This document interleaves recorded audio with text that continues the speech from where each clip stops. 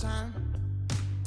These magazines wanna feature me, cause they know I'm on the rise. Get the attention, I'm on a mission. Cause ever since I flipped that switch, my power can't be denied. Oh my, my, my, oh my, my, my. Call me a king, you can buy me a crown. Oh my, my, my, oh my, my, my. I'm leveled up, and this is my world now. This is my world now. So anyone who try to write me off, tell them they can go and write this down. This is my world now.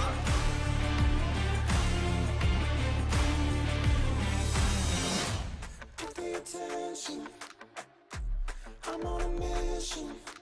I'm there with a vision. Got a passion, making it happen. Ready for action.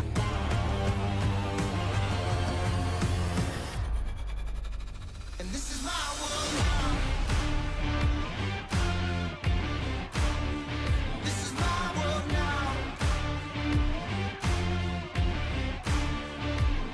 So anyone who try to write me off, tell them they can go and write this down. This is my world now. So anyone who try to write me off, tell them they can go and write this down. This is my world now. And this is my world now.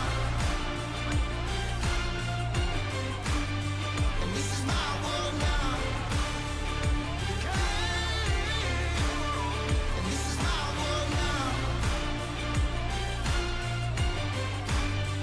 This is my world now.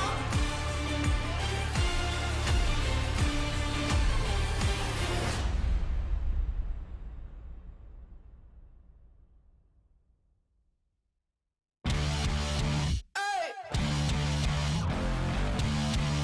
Here we go!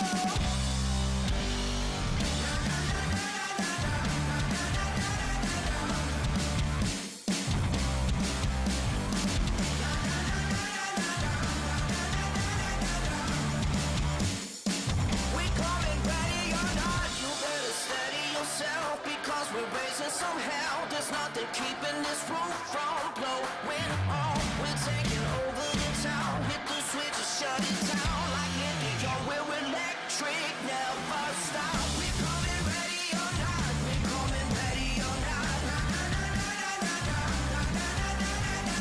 We're giving all that we got, we're giving all that we got. We're coming ready or not.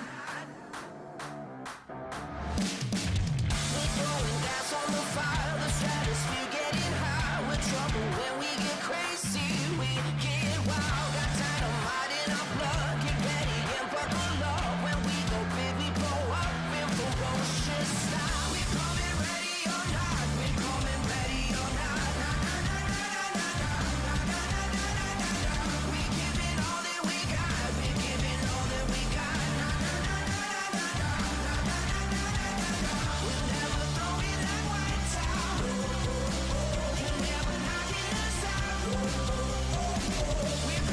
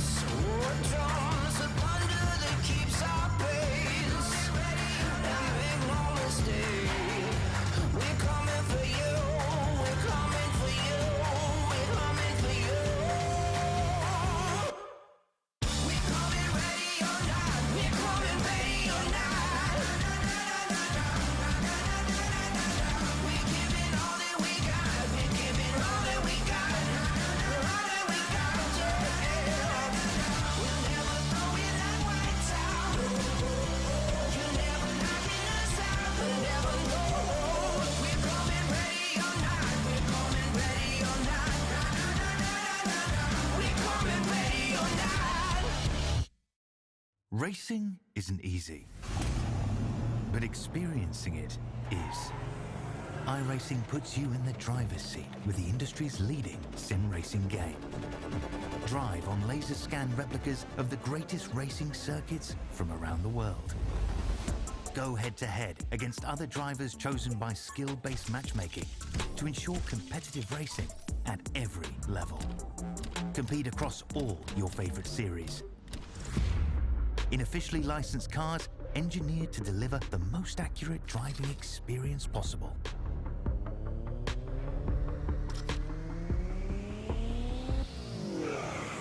Join a race or host your own with players from across the globe. Race against the computer or in a league with friends. Feel the thrill behind the wheel. Visit iRacing.com.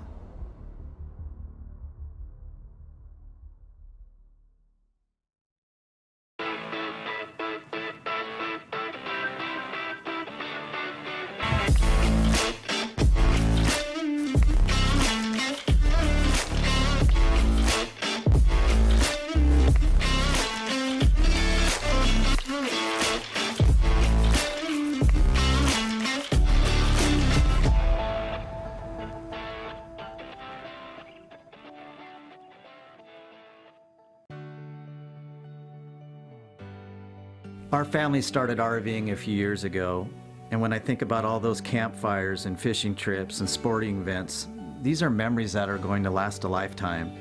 I want to help others do the same thing. Hi, I'm Kevin Smith, General Manager at the all-new CLICKIT RV in Milton Freewater. People in this community are very familiar with this location and the great service they've always received. So the biggest question we get is, where is Keith? The great news is, Keith is still here. I've seen a lot of changes. I've seen a lot of things come and go. Through all the changes that we have seen, one thing that has not changed for us is the quality of our service. Buying an RV is a big purchase, but it should be a fun and happy experience. So whether it be in sales or service or parts, our mission is simple: be the best. From our team here at CLICKIT RV in Milton Freewater, we invite you to come down and experience the difference.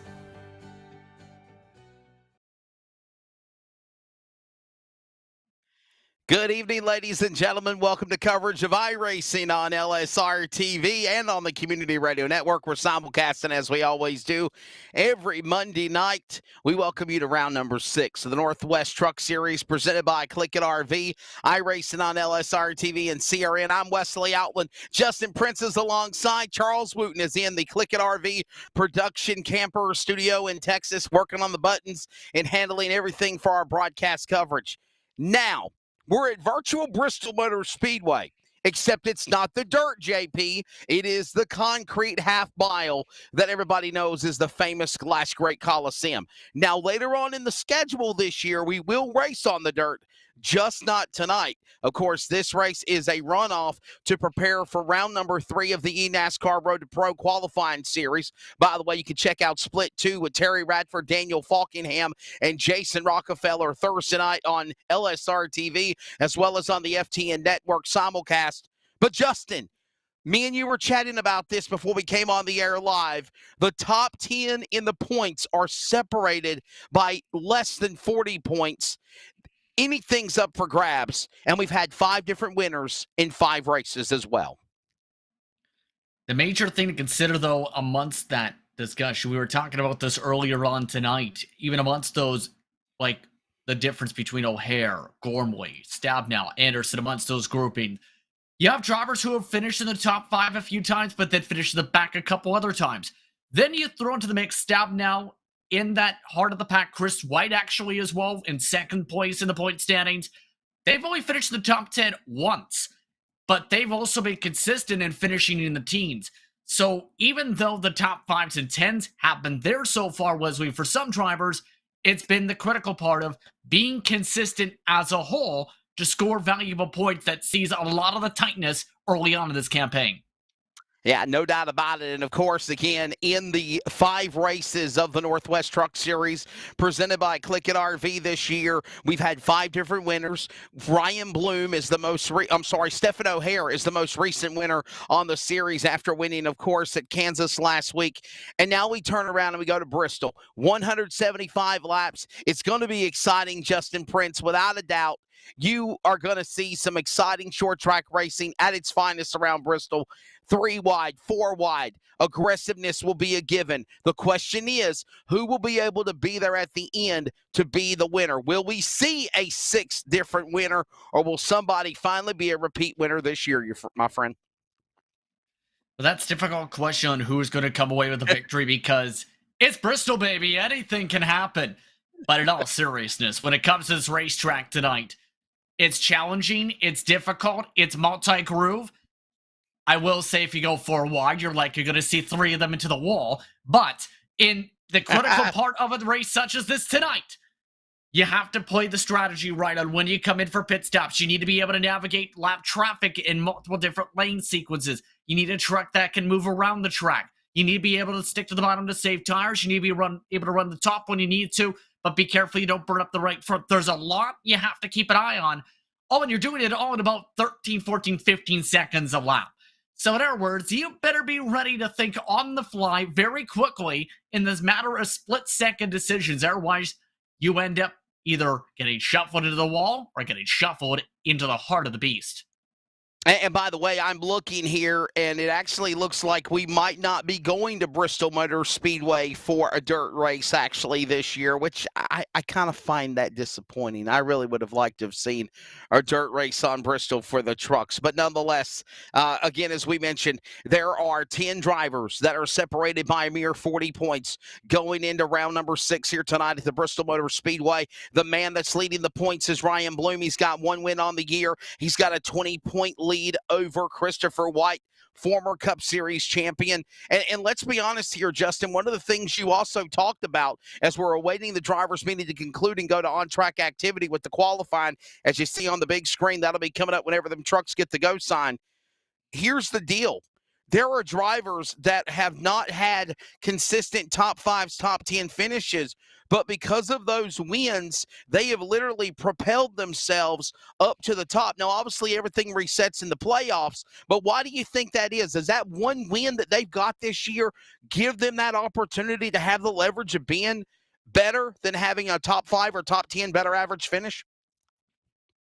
I mean, you always want to win as a driver, first of all. You'd like the top 5s and top 10s, but in most cases, you want to finish with the W. That being said, if you want to win a championship, consistency wins championships. It's not just as simple as winning 5 races and then crashing in 5 races. You have to be consistent across the board if you want to get the job done. So I think in terms of those propelled up forward, for the most part, they've also had the consistency to back it up, which has been the big part. Stabnow in particular amongst those has been consistent in the teams, for example, but hasn't gotten a win. He's been close. Others, such as Bloom, such as O'Hare, they've already gotten 3 top 5s or 3 top 10s to back up their win on top of that consistency. We've been able to preview as much as we can. Let's go now on track to Bristol Motor Speedway and get you set for qualifying. Robert Gamble, that new Aero Kinetics esports team. Of course, with Roy Grande, Robert Gamble, Dennis Moore. Of course, we saw him go to the top of the board. Not anymore. Caden Anderson just lit up P1, 1485. Robert Gamble, you see his truck Chevrolet now on the back straightaway. Right now, he is second best. Nope, not now. He drops all the way back to 5th, just like that. We're fighting for the pole here. Right now, Dennis Moore's got it with a 1478. Here comes John Annenbacher. Right now, Dennis Moore, Caden Anderson, Ryan Gormley, Roy Grande. What a run for Gary Nichols. They're climbing the scoring pylon and qualifying here. That's how quickly the laps can go here, but at the same time, keep in mind, it's an art form to get the lines right. You have to be confident towards the bottom to middle grooves. Keegan Leahy, for example, has emphasized a lot as few others, running the very middle of the racetrack at the corners where you get the benefits of the tire saving on the bottom, but also the speed advantage on the top line that you use for the diamond line per se, coming off turn 4 in particular. Keep an eye, though, on the Win Racing trucks. They were 1, 2, 3 as a team in final practice. They put up times in the 14.7s. If they can match that in race trim, mind you, that put them amongst the top 10 in the world record rankings. Kevin Smith now going to the top of the board with a 14.75, just bumped a 14.78 by Dennis Moore. Here comes now Christopher White, second in the point standings. And that 47 Chevrolet truck, we'll see what he can do here at Bristol. It's going to be a good one. 175 laps the distance as these drivers are qualifying here to put down the best lap of speed.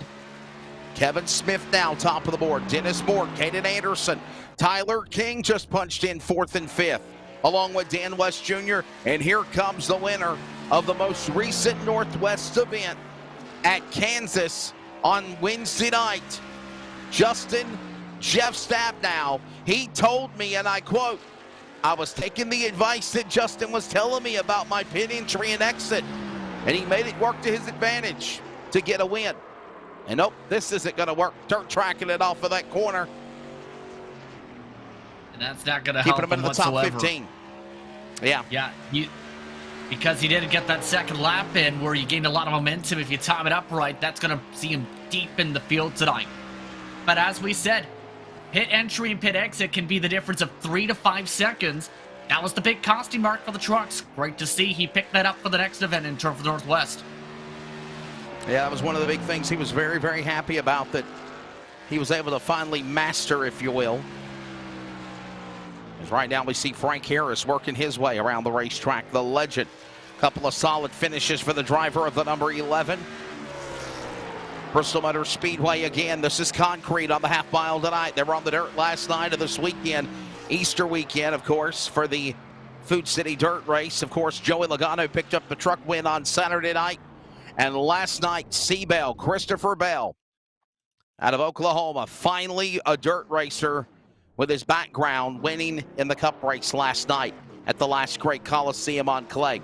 Here comes now Sean Brightsman again. The reason why, Justin, can we elaborate more? I know you know a lot more about this doing NASCAR stuff. The reason why we're not running dirt is to let these drivers get a chance to prepare for Road to Pro, which will be Thursday night, round 3 at Bristol on this track. Same distance and everything. And the major thing to consider is because it's the first round of RTP competition, if you put a dirt race in there, that puts you in a major disadvantage if you're an oval primary driver, as Brightsman spins it around the second lap into the wall. In terms of that, I mean by that as because of the way iRating works, and if you run X amount of races on a discipline, the higher you go, the higher the split. Some drivers might be in a spot where they might be trying to run with a rookie license in RTP if it was on the dirt layout, hence why it's all pavement this round, and then you get to the dirt and road course races when everybody in the top 70 is already locked in and is guaranteed to make the races in the same 2 splits. Quite a field of these trucks also here tonight, ready to go at the virtual Bristol Motor Speedway. Here comes now another one of those drivers of the Aerokinetic Sim team, the number 58 Ford. This is going to be Stephen Paulison, and what a solid qualifying run for him. Put him in the top 10 and 6th as Ron Hunter goes around. This is a little nervous moment, I think, for drivers for potentially the race to consider here. A lot of drivers were spinning out off at the corners in particular. A few others slamming the wall. That's a similar trait here at Bristol. And keep in mind, over the years, this track has been very incident prone. And because of the actions of a certain driver in the railroad, Ross Chastain, certain wall points cannot be utilized anymore without destroying your truck, which is a good thing here at Bristol, to say the least. Yeah, it is, for sure. Definitely. Hey, we'll quickly, when the screen comes back, there we go. Let's take a look at the Kaufman Creative weather conditions leading you up to this race. Still a little bit of time left to go if somebody wants to come out on track to qualify. Bottom right of the monitor, your weather conditions. Look at this, 84 degrees, partly cloudy skies. It will be under the spring daytime format. in the sim. It's 3 mile per hour wind, not worried about wind that much. Plus, you're inside that Coliseum with those massive rafters of stands and suites around the virtual Bristol Motor Speedway. I don't think that'll be much of a problem. But here we go again, Justin. 84 degrees air temp, track temp at 105. What's that going to be like for tires? Very slick, very high tire degradation, very hot racetrack conditions. And that's the very critical thing because it's a concrete track and how short the distance is here at Bristol. About 0.5 miles, a little bit less than that to be on the precise mark. The heat in the track in particular builds up very fast. It goes up as high as 10 degrees during a green flag run in about 20-30 laps. Expected to get very slick throughout the evening this evening. And there's just about 5 seconds left as qualifying is about to officially conclude. And these drivers are getting ready to get into place here. Bristol Motor Speedway. 175 laps, the distance of 30 trucks. Let's give you the starting lineup, the fast qualifier for Win Racing, the number 00 at Walla Walla, Washington. Kevin Smith to the outside, Dennis Moore in the 44. Teammates for Win Racing. Remember last week, they took each other out, opened that door for the Beaver State driver O'Hare to win last week. Ryan Bloom in the 25. He's got to win this year. Caden Anderson also, the Daytona winner in 37. Row 3, Christopher White, former series champion, second in the points. And the Aerokinetics highest qualifier, Stephen Paulison in 58. Row 4, Tyler King, defending truck champion of last year. And Toby Ritter's Clifford got himself a nice top 3 podium last week as well. Top 10, good to see him back from Shelton, Washington. Dan West Jr., 2-time series champion back-to-back. And Brett Johnson, the number 7. Justin, your top 10 at Bristol. Gary Nichols bringing the Jeff Gordon theme machine to the 11th starting spot tonight in the 8 truck. Outside of row 6 in turn is Frank Harris representing the University of Oregon. Behind them in row 7, it's Roy Grande for Aerokinetics. He'll start alongside Ryan Gormley, who's been solid on the speedways this season. 15th and 16th in row 8, it's Troy Olison in the 15th position in the baby blue machine. And it's Brian Reynolds outside in the 12. Behind them, Jeff Stabnow. Jeff Stabnow amongst the drivers in the 15 flats, just approaching the 15 ones. James Vining, 18th in qualifying the Catman, the 333. Robert Campbell starts 19th tonight. The 15 ones is where he's grouped up in row 10. Tyler Kim starts alongside in the 15 twos as well. Now let's give you the rest of the lineup. Row 11 will find Jaden Ledbetter in the 36, Chris Keynes in the 20. Row 12 will be Carl Burke in the 53, Troy Daggett 99, one of the Daytona Dash winners earlier this year. Sean Brinksman, former Cup Series champion, struggled in qualifying. So did Ron Hunter in the 30. Row 13, row 14, Dan Lowther got a win this year as well as John Onenbacher, the 89. He'll be in the row 14 outside spot. Top 30, BJ Tidrick in the 72, Chad Malik in the 08.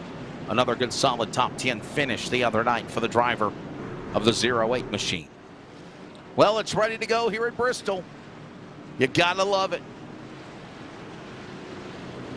175 laps. Ready to go here for the distance. Obviously, Justin, what's the key here? Survive the opening drive here. At least get some laps knocked off. I'd say about 50 or so. I mean, you see what just happened to the backdrop there. A few drivers nearly signed to the wall. Survival a critical part of tonight, but also being smart on how you pass. Here we go. Pace car's in, green is out, it's Bristol, baby! We're green at Virtual Bristol, and you have a race, round 6 for the Northwest Truck Series underway. Great launch for Dennis Moore, already clear of Kevin Smith with the race lead. Single file amongst the top 5 already. Chris White trying to hold off in 5th. Outside lane, the first being utilized by Stephen Paulison. Almost everybody else going to the bottom side of the top 7. They roar on the concrete here, coming to speed at Bristol. It is going to be Dennis Moore. He'll be the man to get the early jump. Right now, Johnson getting some company by Harris. Dan West Jr. flanked to the inside. This is all going inside the top 10 as they work into turn 2. Great start of the season for Brett Johnson, trying to work the high side of the 7. Truck sliding on behind. Contact Dan West Jr. Making contact with Nichols. West Jr. spins it up the front straightaway, up the track for the first caution. Yellow flag out onto the racetrack for lap number 3 of 175. Dan West Jr., 2-time series champion, into the inside safer wall barrier. Justin called it off the corner. And it started all the way in turn 3 for the 55 truck. Take a look at the LSRTV replay. Second he came through the corner, the truck just seemed to lose grip with the back traction because of the warmer track conditions. And keep in mind, one of the challenges of staying at the bottom, making sure you don't bobble. He bobbled right into the pack of Nichols, and then in turn, he cranked the wheel so much trying to get it away from the wall, he turned it hard left on the spin.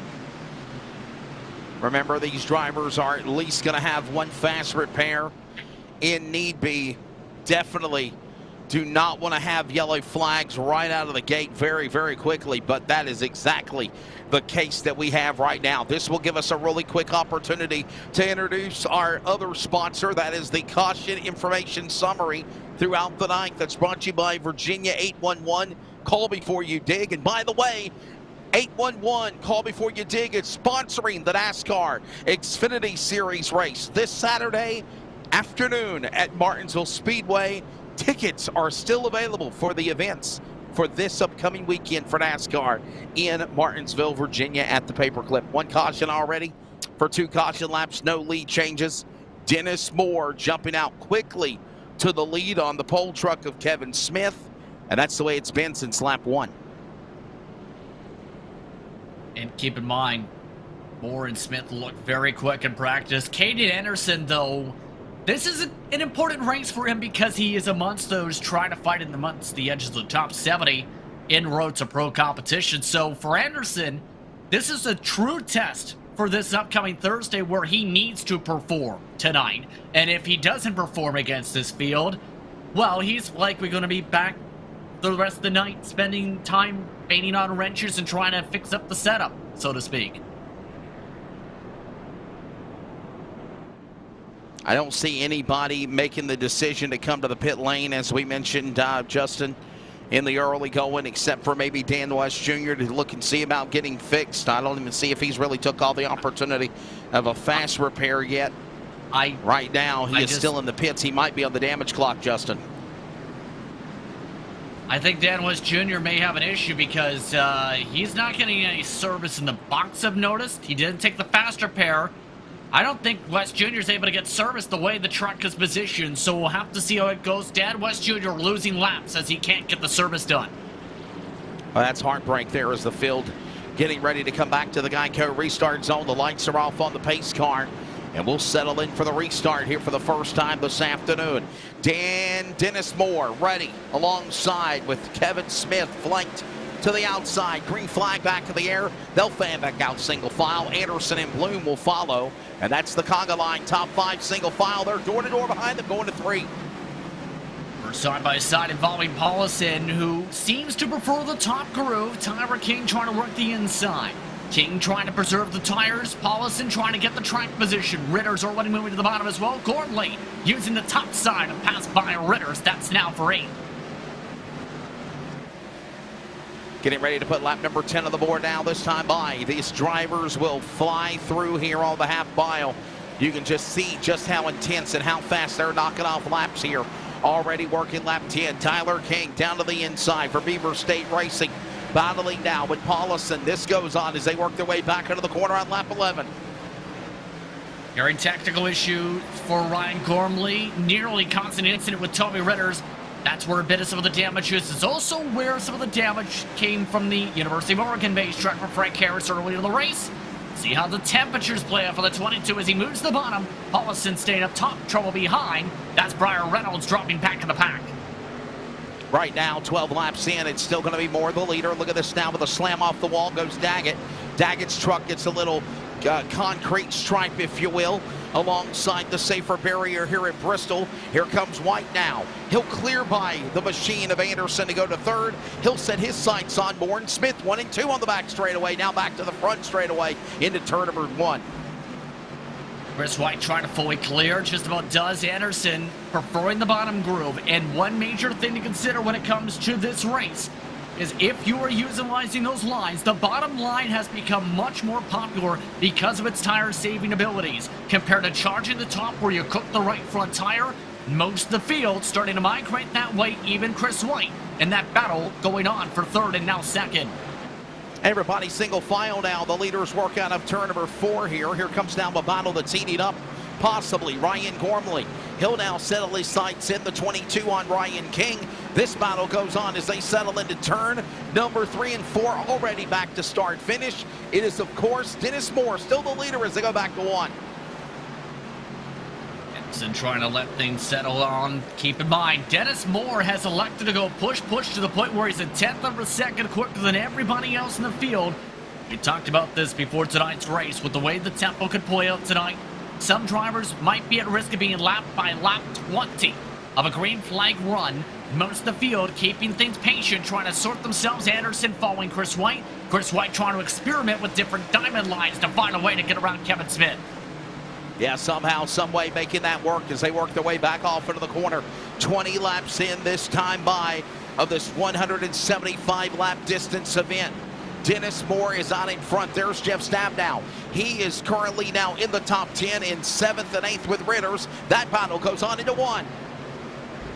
We've had some temperature issues now pop up. The air conditions are so hot we may see engines blow. Tyler Kim has blown the motor. He's the first driver to blow an engine during the green flag run. James Vining, the Catman, who's up to 12th with significant damage, also saying they are risking the temperatures on the track. They're worried about them. Jeff Stabnow, though, he's already raising the temperature of his truck's position on the pylon, up 10, making the outside work to get around Corby out of 4. Trying so hard right now to just be patient, if you will. Jeff Stabnow in that number 7 position, up 10 spots. I'm wondering if he didn't have practice preparing for tonight's event. There's the LSRTV 4K CRN Ford, the driver, of course, out of Billings, Montana, picking up the win last Wednesday night in the Northwest CLICKIT RV fixed setup Xfinity cars at Kansas. What a way to get back to victory lane. Justin, we mentioned this. It was back at Canadian Tire Motorsports Park in the summer of 2020, the last time he's got a win in the trucks of the Northwest. And the way Stabnow is driving right now, he is the second quickest driver of the track outside of Dennis Moore, the race leader. He wants to go to places, and that place is up at the front. By the way, lap traffic now being reached by the leaders. Already being lapped is Chris Kynes by the race leader, Dennis Moore, already within a couple laps from reaching the back of the main pack. Kevin Smith nearly 2.5 seconds back of the 44. Oh, in trouble out of turn 4, run to the wall, Ron Hunter, the 30. Caution flag is out, and there goes that lead. Yeah, Ron Hunter with a problem again. Another incident coming off of turn number 4 here at Bristol. It happened earlier to Dan West Jr. This happens on the exit of turn 4 into the Geico restart zone. Justin, yellow out for the second time. This comes the next time around. Ron Hunter, remember, was one of the competitors who spun out during their qualifying runs. It just so happened to be in the exact same section of this incident.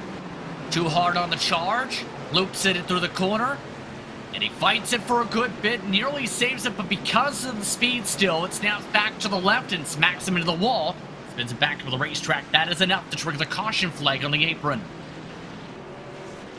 Our thoughts and prayers, condolences are with the entire USAC community, as well as with Justin Owen. Justin Owen, of course, the Juice Man, prominently known in the world of the USAC Silver Crown sprints and midgets and whatnot. He passed away, succumbing to injuries after an accident at Lawrenceburg Speedway in Indiana.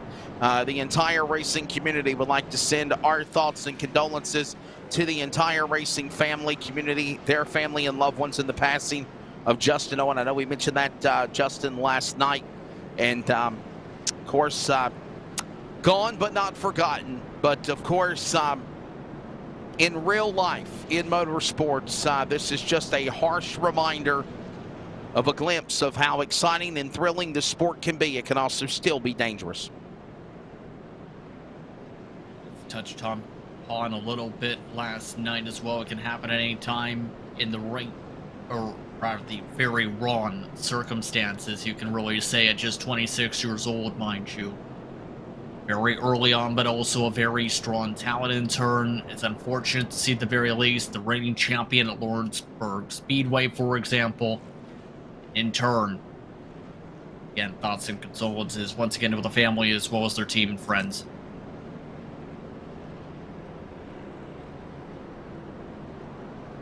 "31 of 175 laps, and the yellow flag coming out again.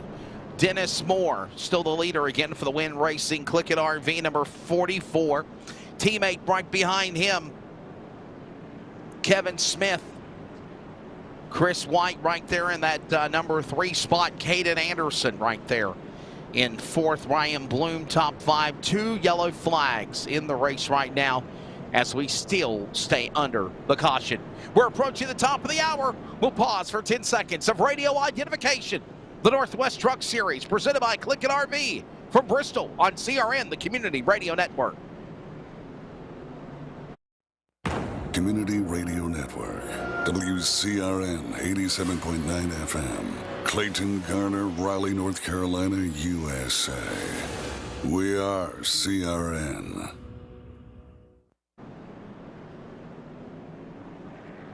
Welcome back for those that are tuned in on the radio coverage on 87.9 FM in the Triangle of North Carolina. Wesley Outland, Justin Prince, Charles Wooten on the production. The lights are off of the iRacing pace car, and the pace vehicle will drop back onto the pit lane, and we'll settle back in for the restart here for round number 6 of the Northwest iRacing Truck Series, presented by CLICKIT RV at virtual Bristol Motor Speedway. 31 laps are in. Dennis Moore is the leader. Kevin Smith is second. Correction, 32 laps are completed, along with Christopher White, Caden Anderson. The top 2 rows side by side. Pace car gets ready to dip onto the pit lane. They come back to the Geico restart zone, and we're back underway for the resumption of this race on lap 33. Good launch for Moore, already clear, single file. Kevin Smith shuffles to second. Anderson on the top line, though, wants to get around, bumps the back into the 00. Charges back to the outside, White to the inside. Smith trying to slide back up, trying to play 2 lines, nearly turns himself in front of Anderson. But a save there by Anderson. Stand up on the top of the racetrack as Kevin Smith now trying to hold and protect and fight these drivers off on the top side. He's hung out on the bottom. Anderson will now go to the bottom lane. Here comes Bloom now, going to open the door to White and stab now. They go into turn 1. Smith letting Bloom go, nearly stacks things up. Into the wall a bit goes Kevin Smith, now dealing with right rear quarter panel damage. Caution is out, and it's the big one in turn 3. Everybody's crashing. Everyone who just hit has crashed in turn 3. Gormley, Grande, Audenbacher, everybody. Wow. A massive crash, the big one. Daytona, Talladega style. Yes, in short track racing, it can happen at Bristol. Justin, we're under yellow flag for the 3rd time. Well, here's the major thing, Ryan. A few drivers pit. Gormley amongst those in the last caution. You also had drivers like Brightsman pit for tires. And then it just all stacks up. Trouble ahead of the road, one driver blows up, and everybody piles in. Where do you go? Ryan Gormley upside down, doing a once and over on his roof, lands back on all 4s. That is very, very unusual to see that happen to the 22, especially with the phenomenal season that young man's had in the 22 this year. Let's go on board with Sean Brightsman as we go to an extended replay of what happened here again with just pit trucks and all chaos breaking loose again. Listen.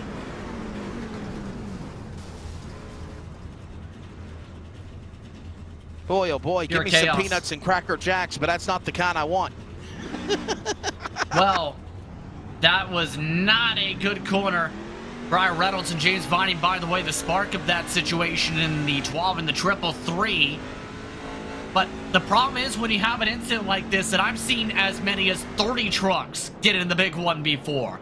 Over a lap and a half, mind you, with the caution included, because of how quick you need to be and with how you're having to take the corners. If you're using the brakes, in some cases, you're likely losing some time, and some of these drivers are just using a lift through the corners, you don't have a lot of time to react. But this is the conundrum, if you will, Justin. You don't want to get tore up early. It's just too early in the race to start to use a fast repair. If you literally do that, you literally set yourself up for either not finishing this race or literally having to limp around in the back, if you will, and then try to come back at the end and make a rally for a victory, if you can do it. And I think that's why I noticed last caution, Ryan Gormley was amongst those who pit, but also took damage repair. No fast repair used that time. He's lucky he didn't use the fast repair about 5 laps sooner because of this big one. Now those who just took it, though, they are obviously going to be in that situation where they wish that did not happen, such as a Brightsmith, such as a Vining, such as a Chris Kynes. Their race now is going to be having to basically drive with the truck wrapped in bubble wrap if they want to make this finish, or rather cleanly finish this race. Let's check in with another member of our broadcast crew, man behind the scenes. Charles Wick, what you got for us here in the early going at Bristol? Well, as always, I had to go check in with our LSRTV team up there. His lights are going off. I told Sean he had a good rabbit's foot in his car. He was able to hit the brakes. Didn't really get any damage, I don't think. I told him he needs to give that to Jeff, and Jeff responded back and told me, hey, I've got 0x so far. And I said, yeah, this race ain't really started yet. And he said, yeah, I expect to use the backup car before this race is over. There we go. So the conundrum is that, again, some having to use backups quickly. Green flag back in the air, lap number 41 on the board here. 41 laps completed. Go ahead. And here comes Anderson. Moore got a good launch. Anderson, a better one. Anderson up to the race lead, using the outside, clearing by Dennis Moore. Moore led the first 40 plus. Not anymore as Ryan Bloom watches them fight. New leader, Caden Anderson from Yakima, Washington, the 37, up 3 spots to the lead. Moore the second. Bloom once more. Here comes a door opening for Stab now. Smith and White as they work into turn 3 and 4. White trying to use the top to get around the 00. He was very close to passing him a few times last run. Stab now doing the same. Smith trying to claw up. Hits the wall. Into the wall goes Smith up the track. No caution. We stay green. And he still collects more trucks as Chad Malik goes around. He got into the back of James Vining. Troy Ollison of the binders, and if that was not the cause of the caution, second verse, same as the first, as Smith continued. Everybody quickly on the binders, Justin, to avoid Smith boomeranging off the safer barrier to the inside of the racetrack, back onto the speedway into the pack, and then everybody else had to check up from there. I can see some of the thought process there. Grande choose the middle line to give space for Kevin Smith. At the same time, though, Chad Malik did come down from that top, maybe expecting to use the middle. And he ends up getting himself turned across the nose of Vining in right into Kevin Smith's path as well. But how about that? Before that moment, Caden Anderson taking the race lead, and to be expected, pit stop time is on with the tire strats. Or not, as they usually take the cone with them. That was close to a penalty. Or not. Thought they were coming in, then everyone said psych. Wow. I mean, I understand the decision with the track position side. There are only 3 tire sets in the pits, so you have to be selective on when you take them, per se. I'm just intrigued on the fact that no one has decided to take them yet. Maybe the thought is, take only the one stop. We are just at the very edge of the fuel marks, nearly, by the way. And then hold the tire sets for later, because if you get fresh tires later on, you might be able to get it back, but it is a hard track to make up track position. Those drivers who just pit will have to start in the 20s. Is it good strategy, though, Justin, to go ahead and pit now? And that's the reason why they kind of psyched everybody and went back out on the racetrack. If you get a caution in around lap 60, I think it's a decent call. It's going to be hard to... It's still going to put you in the disadvantage long term, but for the first 20, 30 laps, absolutely. You hold on to the track position. If you get to a point where everyone then has to equalize and you hold on to said track position, it can be a good call. Where it becomes a bad call is you end up taking the tires, say, 3 cautions ago, and now guess what? Because you've used 1 or even in some cases possibly even 2 sets if you haven't paid attention enough, that's where you have to start panicking a bit, because you end up having to stay out on old tires later on, or you end up getting yourself right in the thick of all the crashes tonight. Right in the thick of things, if you will. Good analogy there. Caden Anderson up in front right now, the driver of the Yakima Washington, number 37 for KAR. Caden Anderson racing right now. Of course, 2 top 5s, 2 top 10s, and a win this year for the driver of the number 37, and he sits currently right now 6th in the point standings as we have the lights off for the pace car. We get ready for the restart next time by. Anderson will be on the inside. Dennis Moore will follow. Ryan Bloom, Christopher White, Jeff Stabnow, and Tyler King first 3 rows. Toby Ritters, Dan Lowther, Brett Johnson, along with BJ Titrick, first 5 rows, inside, outside, top 10. Field ready to come back to the Geico restart zone as the pace car drops onto the pit lane. Ready to go is Anderson. He'll hit the gas away from the flag stand. He'll power from everybody and take the whole shot to 1. Side by side, building up third on back. Bloom clears himself. Chris White back to 4th. Stab now trying to charge to the inside of White. Side by side for the 4th position. White trying to use the top part of the banking. Stab no looks to clear. Sets himself back in line. He, along with White, go on ice side. White up on the outside lane. He'll carry Stab now with him. That'll be his Maverick and Goose, if you will. Down to the inside. Here comes now King. He'll go at it alone. Lone Wolf to the bottom. Lawler will now follow. Trouble. He'll close in back with that pack, and we got trouble. The 08 machine, Chad Malik, goes around yet again under caution. And Malik, overcorrection, the cause of this yellow flag in turn 3. From 18th position, Wesley, that brings us back under caution quickly. That's been the 2nd time Malik has actually had a problem in that Superflow throwback truck to Days of Thunder, if you will. Here's a look on the replay of what happened. Into the fence goes Malik. Had some help with also the 54 of Robert Gamble. He'll come onto the pit lane damaged, and the caution out for the 4th time. Chad Malik parking it for well. Yeah, Robert Gamble, though, having to take the faster pair because he just blew the motor. I wouldn't even put that on Gamble whatsoever. He was the innocent bystander in that because, again, you're not expecting somebody to get loose and then overcorrect straight into the wall just a couple laps after the restart. So we are down to 29 trucks running because of this caution. Yellow flag out again, lap number 54. And now the leaders are faking each other again, coming to the pits. Caden Anderson said, nope. Dennis Moore was thinking of peeling in. When his teammate Ryan Bloom didn't follow, he veered back on track in P2. The rate they're going, somebody's going to accidentally turn that commitment cone into a hat. And when you turn the commitment cone into a hat, you get a penalty for an unsafe pit entry. So you have to be careful in these games, to put it politely. But again, everybody taking the track position.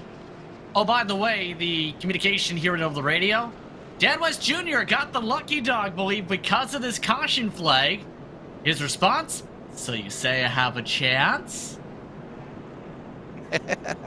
I like that. He So only you're needs saying 23 there's more a cautions. He only needs 23 more cautions. And here's the thing, Justin. Trivia question, my friend. What quote is that movie from?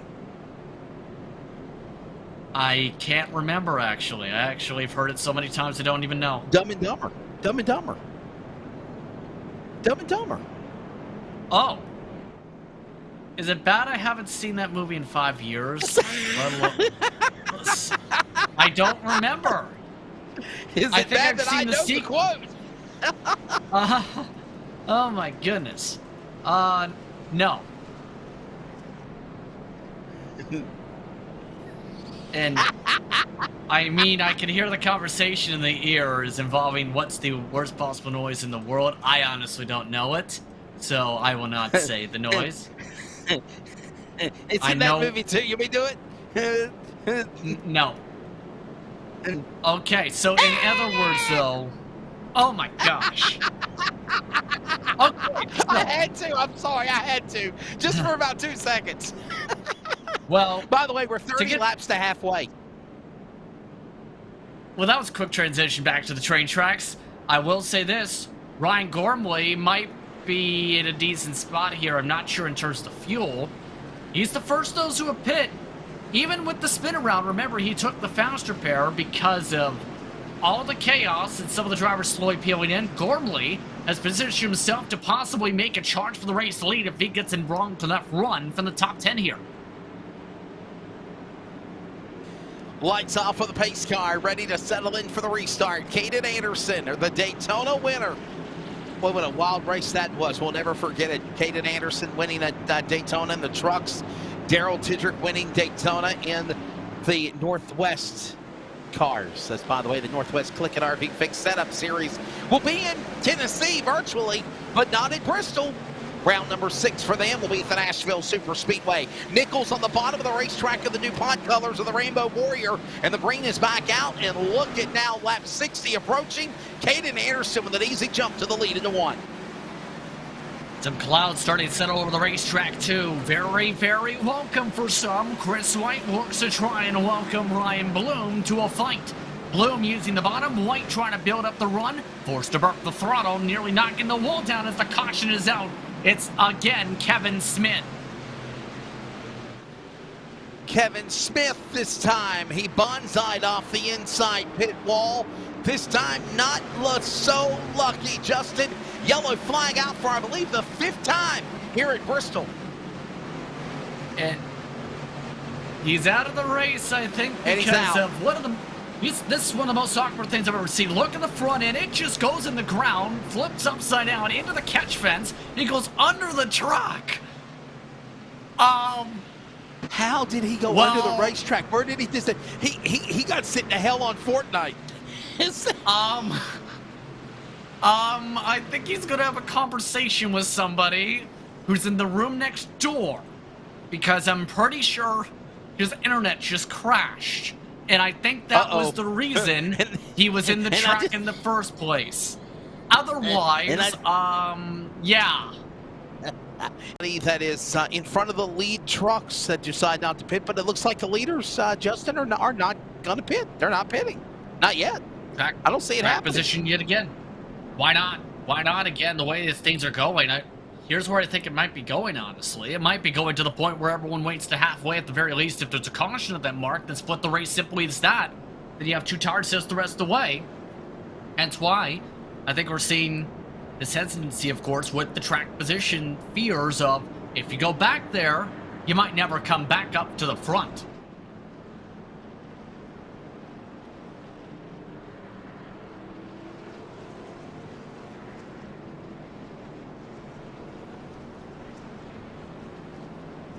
Well, Caden Anderson doing what he needs to do to put himself in that number 1 spot right now. 64 laps completed. Dennis Moore is in that 2nd spot. Ryan Bloom, Christopher White, first 2 rows. All this going on to the back straightaway as the leaders should be able to get the 1-to-go indication this time by. And understanding that lights will go off on the pace car, I'm thinking this time by. But Justin, is Kevin Smith our first retiree of the race? Is he the first driver officially out? Well, technically, he's officially back in. He's waiting for the tow back from the moon. Okay. Chad Malik is DNF, although he's not last. Dan West Jr. is not. For now. Give him 2 minutes. So we have 28 1/4 trucks left, I believe. Eventually, we'll be back to 29.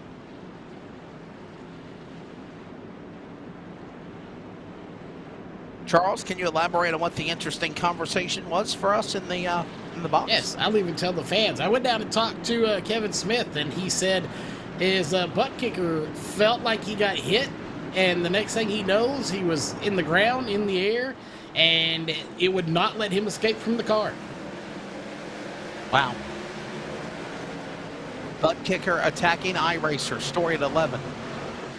Ready for the green. Caden Anderson back on the jump. Below with Dennis Moore, Ryan Bloom, Christopher White, and they're all going by Kevin. Kevin Smith. Is that the lap truck up in the way? Yeah.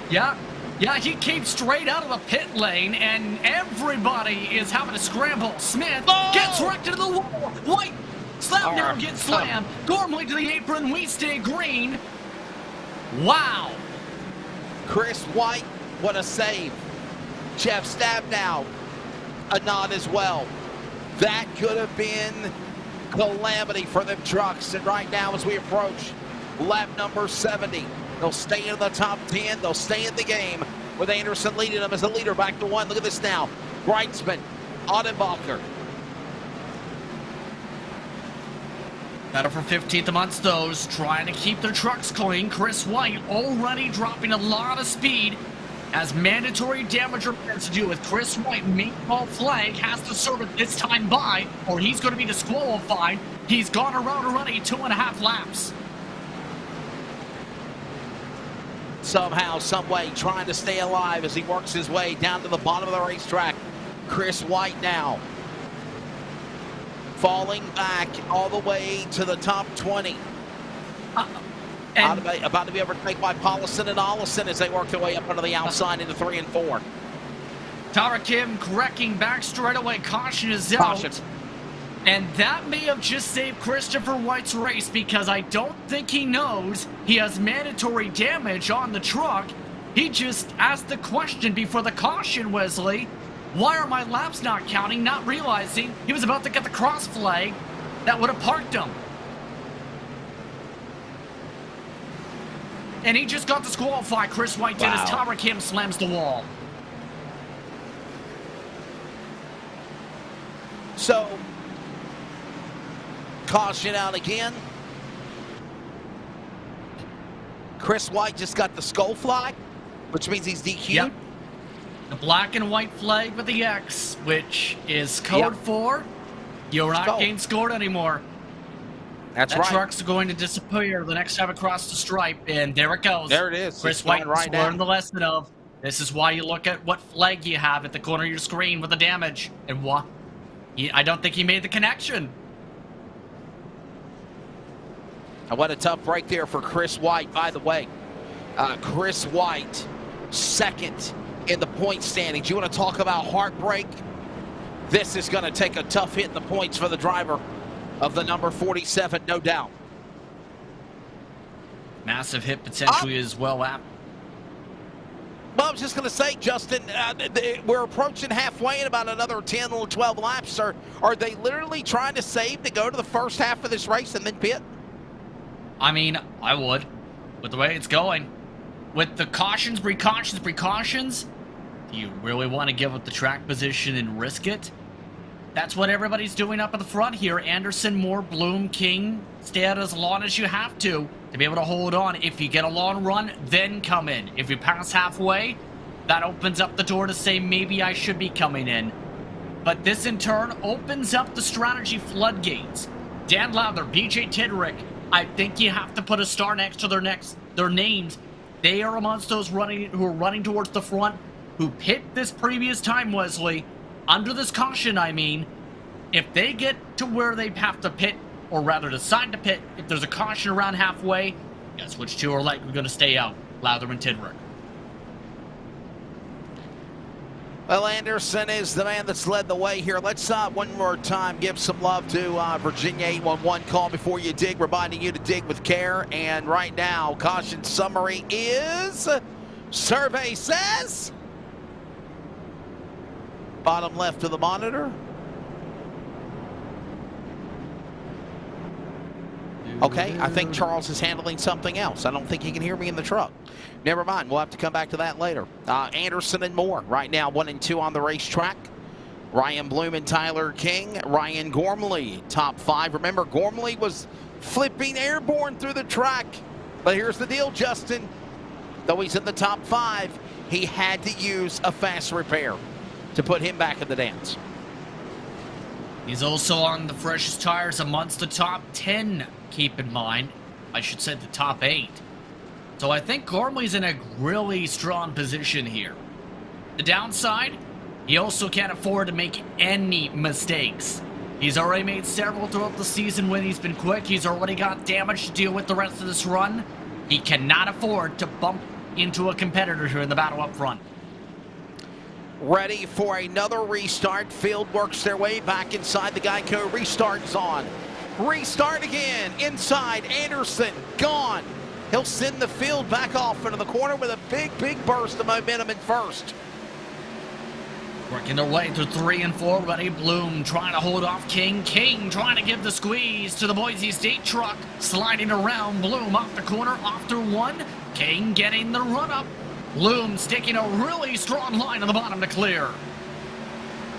Working their way back into the corner, it's Anderson, the leader. Mortis second, followed by Bloom. Trouble, It's back straight King, away. top 5 with Gormley. Trouble again. Roy Grande, another big one.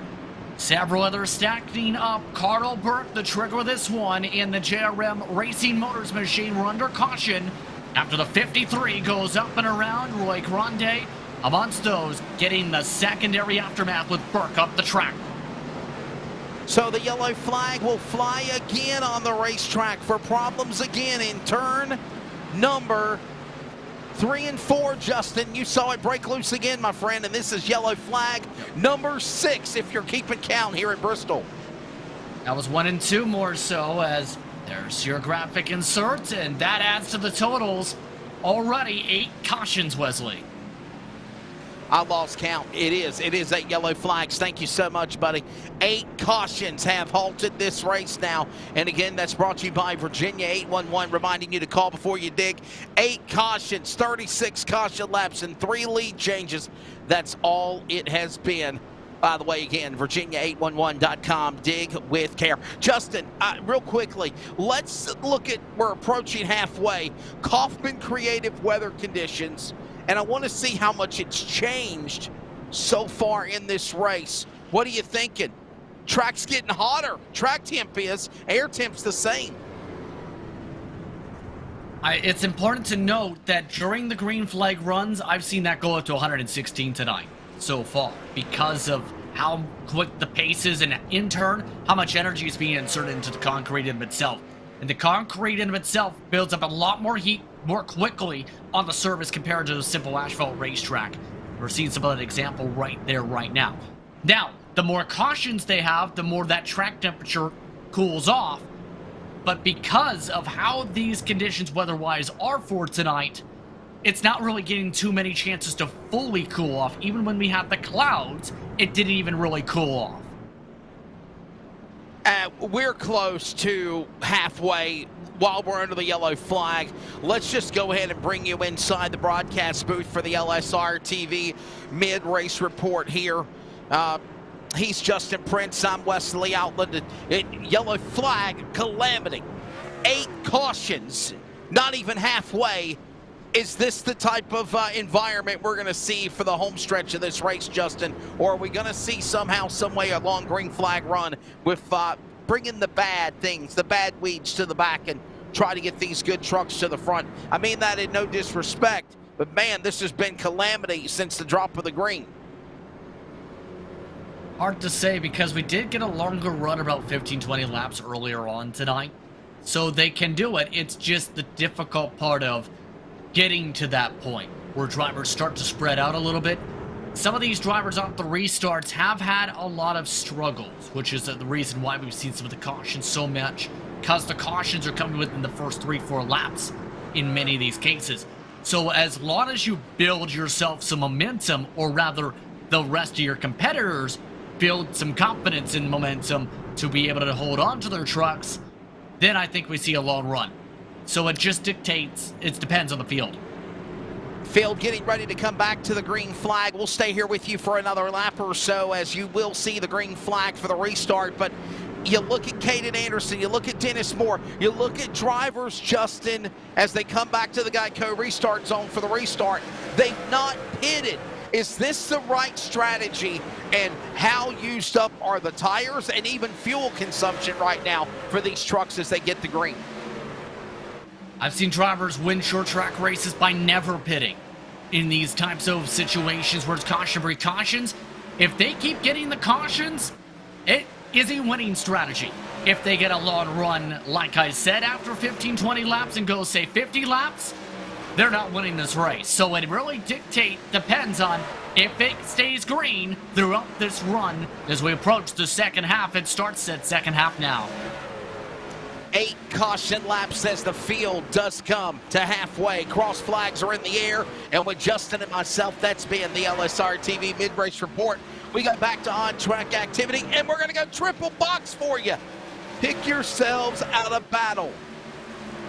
Action everywhere, JP. I think that battling up in the upper left might be the bigger question mark. And for reference, that's involving a lot of drivers mid-pack. James Vining struggling in the Catman machine, the 333, getting zipped around by Chris Kynes, who's going to lap back. Several others trying to sort themselves out. Now we're starting to get to that rhythm of a possible mid-run, if not long run, with how things are playing out. Of note, more keeping the pressure up in the main block. Looking in turn 3, going to keep Caden Anderson very honest in the 15-2s. Yeah, definitely trying to give him a run for the money is the driver Dennis Moore after Anderson. Working their way into the back straightaway into turn number 3. Approaching lap 175 laps to go. We're just after halfway. Could we be settling ourselves in for this long green flag run? As Justin mentioned earlier, it went about probably less than 15 or 20 laps, and right now Caden Anderson down to the inside of the racetrack. Dennis Moore will follow, and they are pulling away, going to 1. You got action there between Audenbacher and Daggett and company. It's also Ryan Gormley and Brightsman going off on the top, and on the bottom, James Vining, the Catman, is in trouble to the bottom of the apron, but no caution. Vining saying he's pulling off to the pit lane, thought he was holding drivers up, crawling to the pit lane. No caution, barely with the speed, but we stay green. Meanwhile, Anderson being kept very honest by Dennis Moore, and this could be important in terms of his preparation for the Road to Pro race on Thursday. Anderson looking to break away. Moore starting to get really loose on corner exit, though. He's now losing a 10th per corner exit. Justin, I got to ask you this question as we're approaching triple digits, a century grind around Bristol. Could we see this long green flag run also make drivers have to come in for green flag pit stops? With the amount of cautions, it might be close. But at Bristol, do you want to risk moving 2-3 laps down? That's the question you have to ask. And the other question is, are you willing to risk it if you are amongst those having a pit on the backstretch? Because this is the single pit lane tonight, which means you have to enter into turn 2 and take the slow crawl all the way around of about a minute or so with this service to be able to make the exit of the pit lane in turn 1. So there is a lot of time to be lost on these pit roads. And there's a lot of chaotic driving that's also going on. Look at the double box on the bottom, 3 wide in the middle. All these drivers fighting and clawing and gouging and sideways and bouncing off one another and somehow still staying on the straight and narrow. There's more contact. Ron Hunter slammed to the apron, pushes up into the wall, smacks the wall, collects another truck. Caution is out. Yellow flag number 9, lap 100. Everybody's coming to pit road, I believe, Justin, my prediction. Likely, but I think it may be likely Ron Hunter may get something looked at, because Hunter, keep in mind, who blew the engine last caution flag, ends up going to the door again, but look at the line. Trying to keep it safe, goes right back up for the racetrack into the top groove, right into the gamble, and demolishes the 54, and takes himself potentially both out of the race as a result. Yeah. Wow. And Troy Daggett also with damage glazing off of the back of that truck when the contact happened on the 99 machine of Troy Daggett. So now, caution out. Caden Anderson, the leader, lap number 102. Are you peeling onto pit road? That is the question. Here comes Moore. Moore is in. King is in. Stabnow is in. Johnson is in. These drivers are deciding to go for the pit stop here on lap 102. And I think at this point, this is what we talked about. Expected this once we got past the halfway point, and that was a decent length of a run, about 15, 20 laps nearly. So a lot of these drivers electing to get the rubber on, possibly in these cases, the way it's going tonight for the last time tonight, is the bigger gamble, though, I think, for Anderson compared to what we're seeing with Dennis Moore, because he's right now gambling it stays caution, break caution, or Moore and company can't make it past 14, 13 other trucks once they come out of the pit lane and then battle with the racetrack. Caden Anderson did not pit. Neither did Ryan Bloom. All these other drivers have finally made their way to the pit stops with under 70 laps to go. Caution number 9. We're back to Bristol in a moment. You're not going to miss nothing, though. We're going side by side. The Northwest Truck Series, presented by CLICKIT RV. This is iRacing on LSRTV, and you're listening on CRN, the Community Radio Network.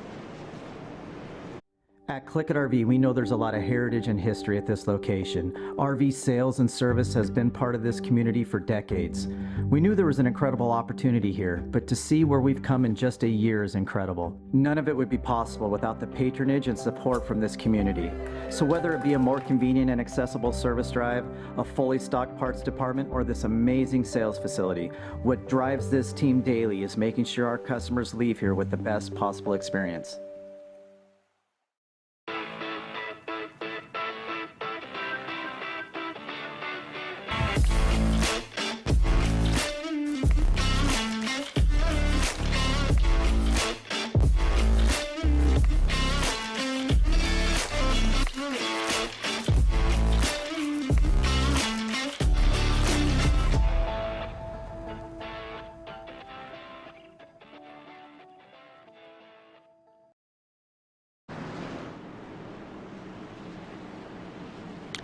Getting ready for the field to come back to the Geico restart zone when the safety vehicle makes its way onto the pit lane. Caden Anderson and Ryan Bloom now on the front row. Ready to go with Brightsman and Reynolds, row number 2. Annenbacher and Lowther, that changes everything up because some of the drivers came down onto the pit lane. Field back to the Geico restart zone on lap number 105. Green flag back in the air. And Anderson, another restart, and he's gone. This is now going to be tricky for him and Ryan Bloom. They are the only two, technically, in this race not to come in the pit lane. Brightsman looking to clear for third. And we are under caution again as everybody has a crashing party in turn 4. Tyler King, Robert Campbell in it. Oh, no. As we approach after 100 laps, caution now in double digits. Yellow flag number 10 is out. Justin, you saw it happen. Here's a replay. Troy Olesen was the one getting turned around in front. It was 2 to 3 wide. Dennis Moore wanted to go places, and well, he went somewhere right into somebody's bumper. Tyler King showing off those new wall updates where instead of picking up speed, you end up getting stuck in the wall.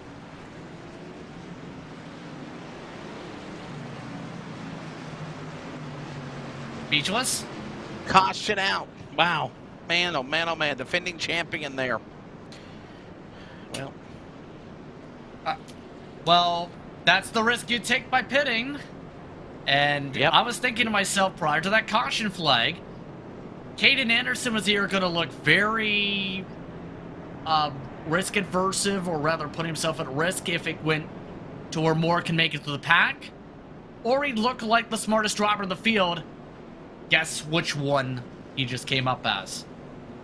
He just come out looking like a red rose, if you will, for sure.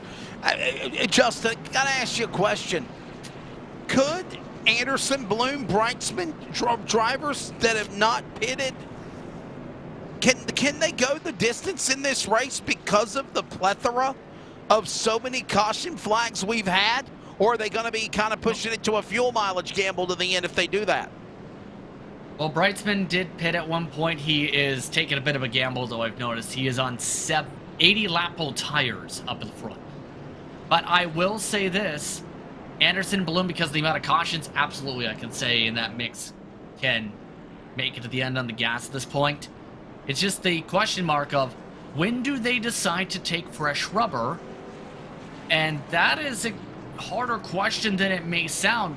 Brian Reynolds, intriguingly enough, just pit from the top 5 and has elected to put fresh boots on it to put himself back in the pack as well. So again, do you dare risk going into the pack here? I believe Jeff Stabnow may have to take a wave around. He might be pinned behind the pace car here. Jeff Stabnow in the 24 is going to try to, but here's the deal. He can't go for the wave around, though, if the leaders didn't pit, right? Justin? You know what he did? You know what he did? He exited a closed pit lane, and remember the pit stop sequence? He was amongst the final drivers on the lead lap before he came in, so he had a half a track disadvantage, Wesley. And because he had to rush out to be able to make the commitment cone, he did not get out in front of the pace car in time by 3 seconds. As a result, Jeff Stabnow ended the longest line, exiting closed pit, and he's a lap down. Wow. When it rains, it pours. It looks like Brian Reynolds, mind you, was up in the front the last restart. He pitted. He's now back in the 18th position. Ryan Gormley, 17th. Daggett, Moore, top 15. We're going into countdown mode now, if you will. 15th is Dennis Moore. 14th, Frank Harris. 13th, Stephen Paulison, Toby Ritters, Troy Allison, all behind the top 10. That includes the leaders of Anderson, Bloom, Breitzman, Annenbacher, Lowther, top 5, with Ledbetter, Tidrick, Kynes, Johnson, and Grande. Field ready for the green flag of the Geico restart zone, and Anderson, whether he's using up his tires, if they're gone, he has got another massive restart over the field on Bloom of the back straightaway. Yeah, Lowther amongst those really taking advantage of the strategies. Some of the freshest tires up towards the front. Annenbacher with a slide in front. To the inside, Lowther looking to rip away the 4th position from Annenbacher. Can't get the run, forced to back out. Into turn number 3, it's going to be Lowther on the bottom of the racetrack. He'll look to try to make a run on Annenbacher for that spot. This is for the top 5. Ledbetter ongoing, looking in the Lowe's Johnson throwback colors. Behind him, the Napa number 20 of Chris Kynes with a solid top 10, along with Tidrick, Johnson, Ritters. The leaders work their way back to turn 1 with Anderson up in front. Here goes another battle. Here comes Dennis Moore. He goes around Gamble and Paulison as well as Grande to get back on the top 10. Dennis Moore trying to drive a very wounded 44 machine to the bottom side. The Win Racing truck able to move itself back to 11th. A major trouble spot now for Moore. How will that damage really affect that 44, especially with the engine temperatures? Hard charge to catch to a teammate. Toby Ritters in the top 10. Caden Anderson, the man that's leading the way. Lap number 117 or lap 118 on the board now. Working lap 119. Couple of Win drivers battling. Moore getting around Ritters. That is for 10th as they work into turn 4. All of them working through 1 and 2. Different lines popping up. The top crew being utilized by Brett Johnson, BJ Tidrick, and the recovery drive of the day for Chris Kynes. A bit of a slide back, though, for one of the Aerokinex machines. Now they're back at the bottom of the racetrack. That slide back, that time featuring Roy Grande. Roy Grande trying to hold on to the 13th spot. Decent recovery for the crashes. His teammate alongside Paulison. It's for 14th. Grande, Paulison, a couple of those Aerokinetics esports teams up on the high side. Here comes Reynolds now in that number 12. That's going on to the top 15. This goes on as another wheel-to-wheel battle working Jeff Stabnow. He is the first truck 1 lap down. If a caution was to come out, he would get the free pass. Paulison almost eats the fence, and Stabnow says clear a path as they work their way into the corner again on the backstretch. 2 by 2 in the heart of the pack, still trying to build on the bottom side. Brian Reynolds amongst those who pit last caution. Can't find a hole. Now shuffles to the top side. But Grande losing a lot of ground with those boots. Trying to roll the bottom of the racetrack. The 12 trying to work his way back up. One more spot for 14th and does off of 4. Massive cloud cover also hovering over Bristol Motor Speedway for the first time tonight as we're approaching 50 laps to go when they come back to the start-finish line. Caden Anderson is the leader. Here goes Harris and Grande going at it for position. Here comes Dennis Moore, Ritters, Ledbetter, also Ottenbacher. They battle in the corner into two. Ottenbacher trying to keep himself in the top 10. Ledbetter trying to make things work on the bottom side. Ledbetter, some more tires though compared to Ottenbacher. Ledbetter choosing top. Ottenbacher chooses top as well. Force regroup. Look who's charging the pack of the pylon though. Dennis Moore has just zipped by Dan Lauder like he's standing still for fourth. Dennis Moore wants his lead back. Ledbetter wants a spot as he bumps Ottenbacher. And this is the outcome of going to the pits, taking the sacrifice, Caution. but the caution is out.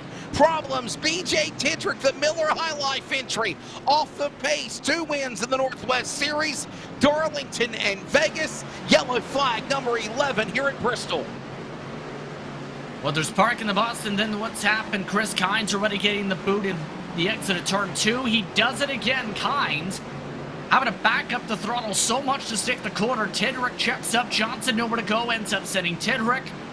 That's enough for the caution flag. Just a simple stack up. Yellow flag will fly again. This is another look at your Virginia 811 call before you dig. Caution summary. And I'm back on track. It's 11 laps. By the way, we're working lap 130. So 52 laps have been ran under caution of 130. Do the math, that's almost 80 laps green flag. Other than that, it's been yellow flag, Justin. And the leader, Caden Anderson, finally coming down to pit road. Will this be a big enough difference is the huge question. We just had another 14-15 lap green flag run. And I think Anderson may have seen the speed the 44 rather, Dennis Moore had, and said, you know what, I've got to come in. Because if he stays out, Dennis Moore's winning this race. Yes, so right. Anderson and by the way, I was going to say also, Justin, free pass going to Jeff Stab now. He's back on the lead lap. Oh, good on Stab now. He was the only driver a lap down, mind you, prior to some of the lap traffic navigation coming up. But here's the big difference now between what's happened to Dennis Moore today and what's about to potentially happen to Anderson. Moore had to start all the way back in about 18th, 19th position.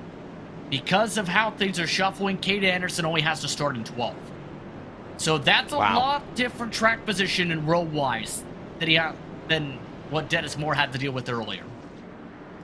And more drivers are going back on the lead lap. That includes Jaden Ledbetter, Roy Grande, BJ Tendrick, Troy Ollison, Troy Daggett, Ryan Gormley. If they went for either the waiver round or they were able to cycle back to get the free pass, that's exactly what we have now if time and scoring is correct in front of us, with Ryan Bloom now the leader in truck number 25. Sean Brightsman right behind them. Now Sean Brightsman has not won a race on the truck series this year.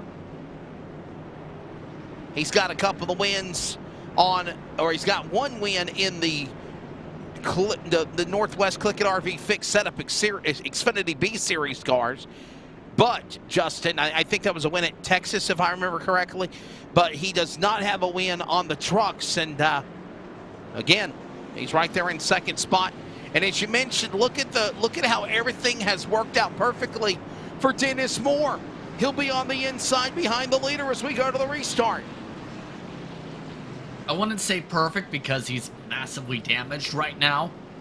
But in terms of Dennis Moore, got the track position back at least. But now, can he drive an extremely wounded truck with damage to the back and front bumpers?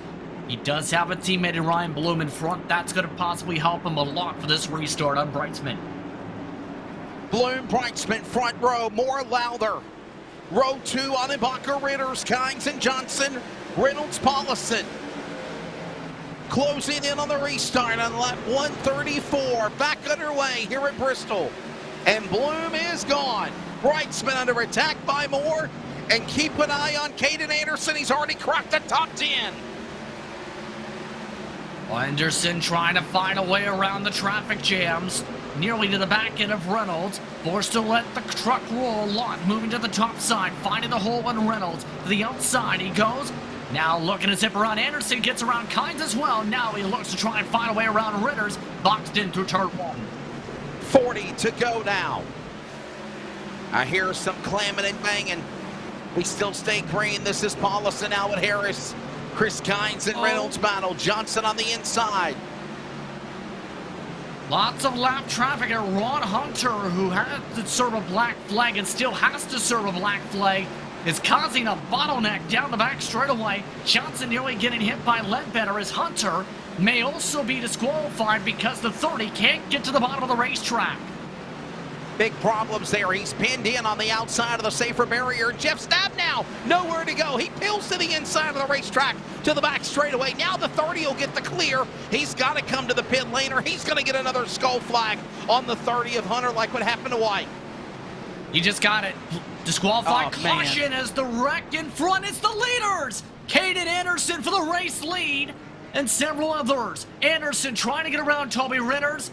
Going near 3 wide with Annenbacher, goes around, and Anderson has blown the motor. Wow. He's got a fast repair, though. Here we go. Here's a look at what happened. While we were mentioning what happened to Ron Hunter, yellow flag out for the 12th time. Anderson, shot, overcorrected, crashes, hits Reynolds, hits Harris, hits Johnson. And while all that goes on, Stabnow and Hunter are overtaking it. And Justin, can Ron Hunter get back in the race, or was he already served the skull meatball flag or the skull flag before the accident happened? So he's DQ'd. Served it the same lap, and Anderson has just towed. He is furious because he just blew the motor fully, meaning he can't make it to the pit lane to take the fast repair. Caden Anderson out of contention. Brinksman, Annenbacher and company coming in this time by for pit stops. This just landed in Dennis Moore's lap.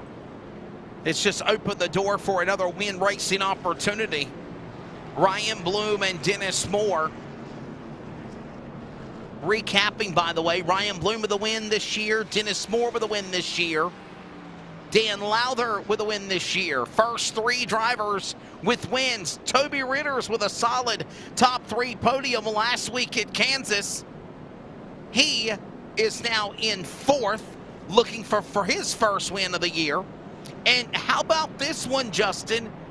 Charles gives some love in the production truck to the 36 of Jaden Ledbetter. 24th in the points coming into this race. 1 top 5, 2 top 10s, and currently 5th behind these drivers in truck number 36 right now as we approach massive cloud cover again. It looks like it's nightfall settling in here at the virtual Last Great Coliseum, Justin. Wow. I mean, don't forget Ledbetter's in the last couple of years, technically, was the super friend that no one really talked about because he wasn't a full-time competitor a couple years ago. So I'm not surprised too much in terms of Ledbetter's pace. If anything, this is kind of telling in terms of some of the speed put on with Anderson and company as well, potentially tonight, depending on if they were able to work together, per se, for this week's racing. I also will say, how does Ryan Bloom go into the equation on this? Because he is the only person who has not pit tonight. Dennis Moore was looking to pass him right before the caution flag, hence why I said the leaders, because that was the first thought. But in turn, depending on what happens here and how many tracks are left, does Bloom risk even pitting at this point? Better yet, how does Bloom play this with how bad it's been for some drivers on the fresh tires to get through the drivers on old tires tonight? Real quickly, before we go back to the green flag, producer spotlight, Charles Wooten, are you excited to see what the eNASCAR Road to Pro Trucks race will be like here Thursday after these guys finish up in the Northwest? Definitely looking forward to seeing what we can do. We got the 3 screens back. We got the 4K back. It's going to be a good race, although all their races are good. So I get to sit back and do what I do best. That'll be again 9 p.m. Eastern Time Thursday with Terry Radford, Daniel Falkingham, and Jason Rockefeller on the call. I work with Jason on Wednesday. We're at the Nashville Super Speedway for the Northwest CLICKIT RV Fixed Setup Series. Green flag back in the air. 30 laps to go now when they come to the line. And again, Ryan Bloom not pitting, gone. In the 25, I don't think he can hold off the likes of the tires on the 44. Justin, they're looking for the lead in the backstretch going to 3. Bloom trying to use the top line, try and play as hard on the defense as he can on his teammate. Moore preferring the bottom side, has massive tire advantage on the racetrack. The inside goes Moore, now underneath the 25, forced to regroup. Near contact for the battle for third as well. Ledbetter getting a little aggressive with Lowther. There goes Moore on the slide, side by side with Tedrick moving 2. What a run by Ledbetter. Ledbetter will now go to the P3 spot, getting around Tedrick and Lowther, as Justin reiterated on. Ritter's falling back outside the top 5. Meanwhile, the battle for the lead heating up just by mere 100ths of a second. Bloom, Moore, they're going at it. Caution's out, trouble. Troy Allison spins just below the start-finish line. Caution number 13. That ties the record of the Bristol dirt race last night. That was 250 laps, won by Christopher Bale. Here at the virtual Bristol, Justin, we have caution 13 on lap 149. I think the patience meters for many of these drivers is gone. Ottenbacher, right in the bottom, just gets into the fender of Olsen, who was trying to diamond the corner there, did not have the chance or elect to check up there in that battle. And Olsen from the top 10 getting spun around. Keep in mind, Ottenbacher on very fresh tires. Olsen before that was on a tire set that was about 10 laps older. Ottenbacher putting Troy Allison in the fence. And that's why we're under the yellow flag again. Boy, oh boy, this is not done yet. 25 laps to go. And truck number 25, Ryan Bloom, has not pitted yet. Their teammates, Justin, when do teammates become foes to decide the winner here at the virtual Last Great Coliseum, as Dan West Jr. will take the wave around. A free pass to the 55. I don't think they get physical with the battle at all, because again, that's just not how I see them race each other, even with them being teammates right now. I think it's more so the question, how does Dennis Moore get the move done? Because I think the main reason too, less so the tire difference, is Moore's absolutely demolished on that truck right now.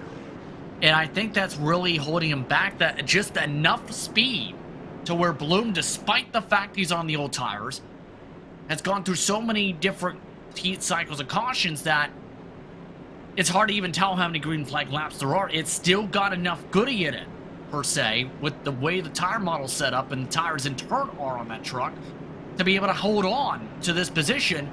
Here's the problem. If Bloom has a run more than 10-15 laps, I think that's where Moore gets the upper hand. It becomes stop and start like this.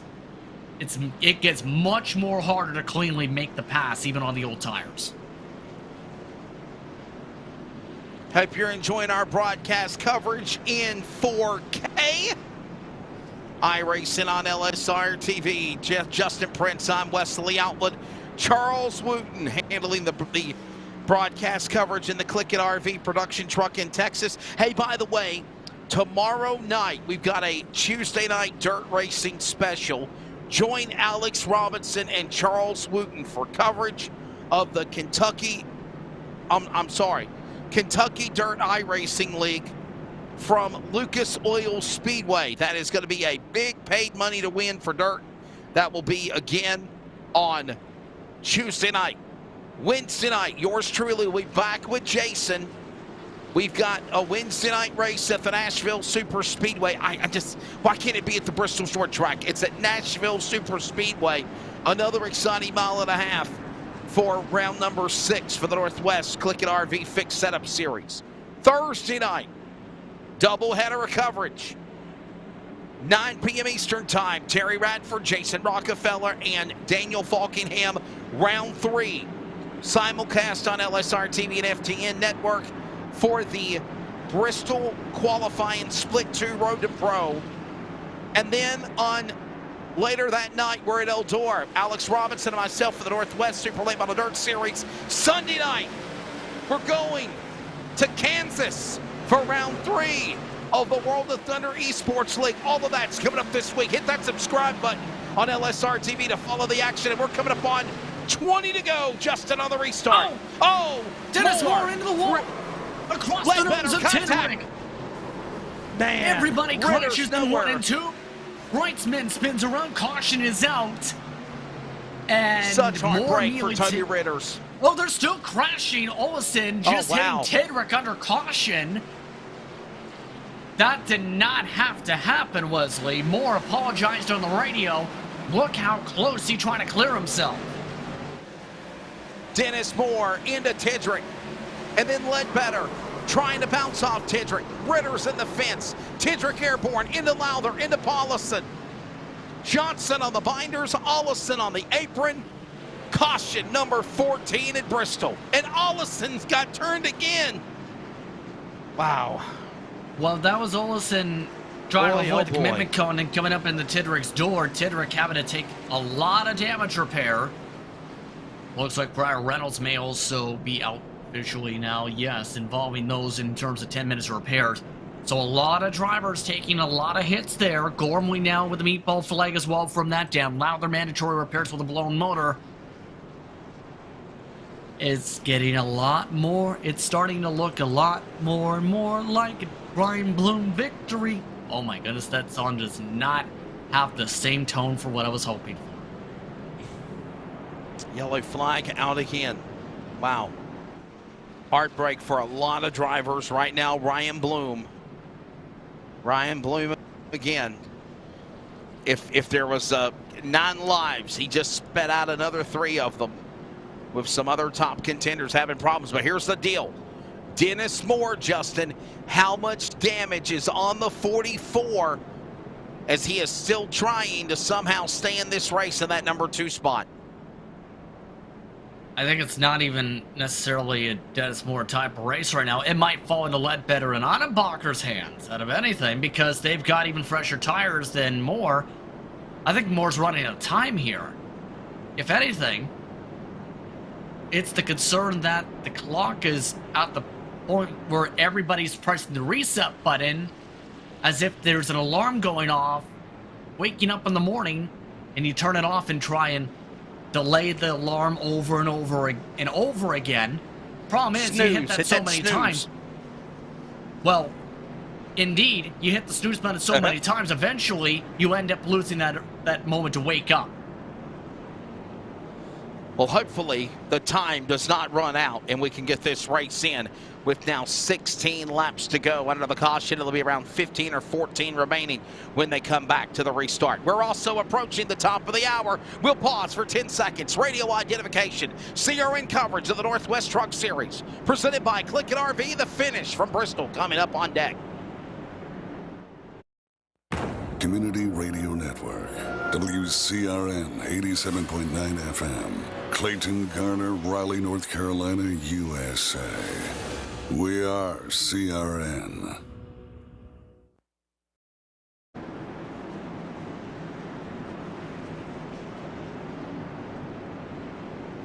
Welcome back to Bristol. Ready for the shootout with 15 laps to go with Justin Prince. I'm Wesley Outland. Charles Wooten is alongside, jumping in a time or two, but handling the incredible 4K Ultra HD production for iRacing on LSRTV. We hope you're listening to the crystal quality on the Community Radio Network as well. It's a 15-lap shootout now, 14 to go at Bristol after 14 cautions. Ironically, green flag goes back in the air, and Ryan Bloom trying to make winner number 2 of the year and not do it by pitting. He leads to the backstretch going to 3. Ledbetter and Moore battle for second in the corner.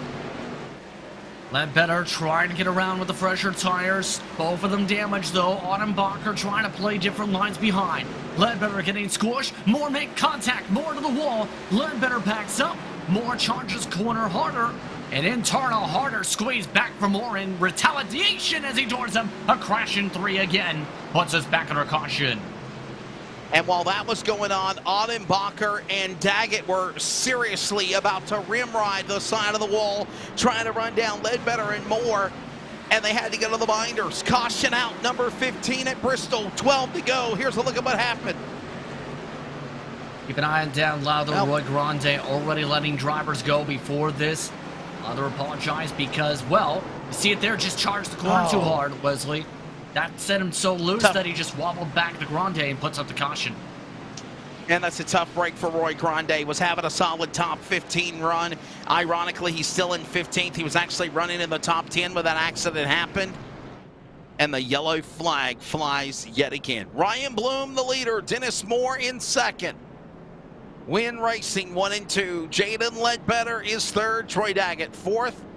John Ottenbacher, Toby Ritters, Chris Kynes, Brett Johnson, Sean Breitzman, and Troy Ollison. All of these are drivers that have not won this year besides Ryan Bloom and Dennis Moore with 1 win each. They are hungry. Toby Ritters is going for a late pit stop with 10 to go at Bristol. And again, Dan West Jr., another wave around free pass to the 55. Not sure why Toby Ritters is pitting here outside of maybe damage repair and taking a massive gamble. I don't think that's what he'd call at this point. But at this point, going back to the metaphor I was trying to make earlier, at this point, we've talked about the snooze button. You press it so many times that eventually you miss that window. Dennis Moore has now missed that window because of the cautions and everyone else pressing the snooze button. Point where I don't think this is even the chance to take the lead now for Bloom. If anything, he's going to be too busy battling for second. By the way, if you're enjoying coverage of the Northwest Truck Series presented by CLICKIT RV and iRacing on LSRTV, and you want to join the iRacing portal, scan the QR code right now. We'll keep it up for about another 20 seconds and hit that screen on the QR code to find out more information, or just go on your URL on your websites, on your phones, your tablets, laptops, or more, and put in iRacing.com. Sign up today for iRacing, whether it's with yourself, racing against the computers, against leagues like the Northwest Series, competition to make it up to that, of course, eNASCAR. Road to Pro, which we air on Thursday night with the qualifying rounds, and then, of course, to the eNASCAR, Coca-Cola iRacing Series, World of Outlaws, Dirt Car Racing, and so much more. That's iRacing.com. Click that QR code. It's about to disappear in 5, 4, 3, 2, 1. I try to give you about another 2 seconds.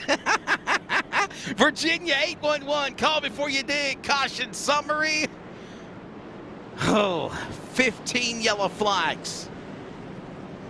Here's a stat for you, Justin. 75 laps of this race is of 100 green flag. So there's been 76 under caution. 4 lead changes of the 15 yellow flags of this event. That's again brought to you by Virginia 811, reminding you to dig with care. Oh, and they sponsor the NC 811 Call Before You Dig, $250 for the Xfinity Series at Martinsville, Virginia, the paperclip this Saturday.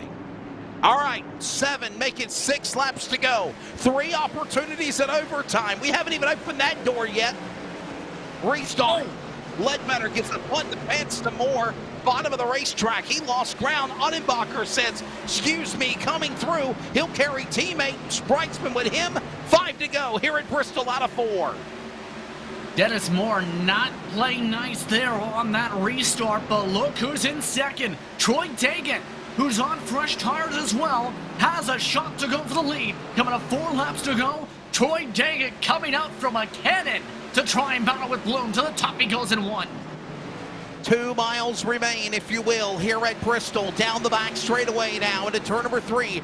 Troy Daggett, besides a dash win earlier this year in one of the duels at Daytona, he's not won a points event. He's trying to make it now 6 for 6. He's right now got 3 to go, looking on the bird's eye of Bloom to the back straightaway to 3. Talk about picking the right strategy to try and go late. Daggett has done so. Up 22 spots. A bobble up to the front stretch. Off to turn 1. Daggett trying to close up a one truck length advantage to get to the bumper. Bloom coming to the white flag through 3 and 4. Daggett trying to build the run still. Can he put himself in the game? They come to the line. The white flag finally waves in the air. One more lap to go. Daggett will send it one more time into turn number 2. Down the back straightaway. Ottenbacher can't get there. Bloom will stay to the inside. Daggett will not. He'll power to the bottom. He can't get to the bump and run. Checkered flag, and it's going to be Ryan Bloom winning here at Bristol. He'll now make the only driver to win 2 races of the season. And the points leader gets it done for Win Racing again. Every effort made possible by Troy Daggett. Even on fresher tires, access denied. John Ottenbacher, with probably Justin one of the best finishes he's had in a long while, will finish 3rd, and Ryan Bloom did not pit. Unbelievable, Justin, unbelievable. He went 175 green flag laps, caution laps, strategy to win this race. Wow. Strategy, but also hoping that the trend of cautions, precautions continued, and guess what? It continued. Bloom in turn able to play defense as he destroys the entire truck for post-race inspection. Let the celebration begin as massive cloud cover again for the 3rd time hovers above Bristol. It looks like nightfall settling in, as I mentioned. And here comes the drivers of Win Racing and more, giving the Northwest high five salute to the number 25. Frank Harris ready to give him a shot there in the tailgate. As they're down below the inside, slam with a big hit there by Paulus in the aerokinetics machine. And somehow, as trucks went flying through the air, safe in the pile on the strike was Bloom. And what a win. 2 wins now, the points leader. He's going to have a good day here at Bristol. He'll increase that points lead. Obviously, remember, Chris White got the skull flag disqualifying him from the race. But another solid day for other drivers, including Troy Daggett 2nd. John Ottenbacher will finish 3rd. Sean Breitzman with problems earlier 4th. Solid run for Jaden Ledbetter in the top 5. Dennis Moore had the tires, had the truck, but aggressively smacked the wall, bounced off other trucks, and in doing so, damaging the 44 to keep him from us getting to the finish. He'll finish in 6th. Brett Johnson, another solid drive for the new member of the LSRTV team, 7th in truck 7. Chris Kynes, Toby Ritter's pitting there in that late race caution, still finishing 9th. And Stephen Paulus and Justin, your top 10 here. 11th spot tonight, going the way of Dan Lowther from 27th starting position after some struggles in qualifying. Frank Harris finishing off in the 12th spot. Jeff Staub now at one point was a lap down as a result of a race off the pit lane, seen him exit a closed pit, finishing 13th in turn. Troy Olson rounded the lead lap drivers at 14th. Roy Grande finished 13 laps down as part of the DNF list, a lengthy one in that, in 15th. Ryan Gormley 16th. Dan West Jr. did finish 18 laps down in 17th. That's how many drivers wrecked throughout the night. PJ Tedrick finishes 18, 20 laps down. Kevin Smith, after being sent to the shadow realm, still finishes off in 19th after being the pole sitter.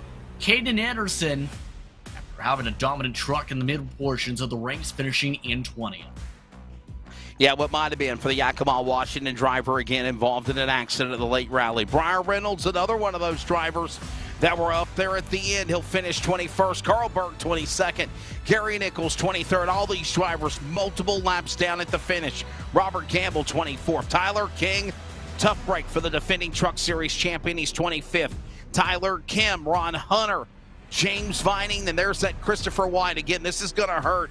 Chris White got a black flag, skull flag disqualification at about 48 laps into the race, and his night ended for the man second in the points. Chad Malik will finish in 30th. He only got 2 laps in before he had problems on the racetrack as well. One more time, your look at the Virginia 811 call before you dig. Race summary of cautions, 15 for 74 laps. That is, by the way, 101 green flag laps, 74 laps under caution. 4 lead changes. Again, that's brought to you by Virginia811.com, reminding you to dig with care. Thanks again to Brian Morehouse and everybody there for the sponsorship. And coming up, it is our post-race wrap-up for the Northwest. We will grab a word with, again, Ryan Bloom, the others behind them, Troy Daggett, John Ottenbacher, all on the way. Stick to it. iRacing, LSRTV, and CRN. A wild one comes to an end at Bristol. We knew it wouldn't disappoint.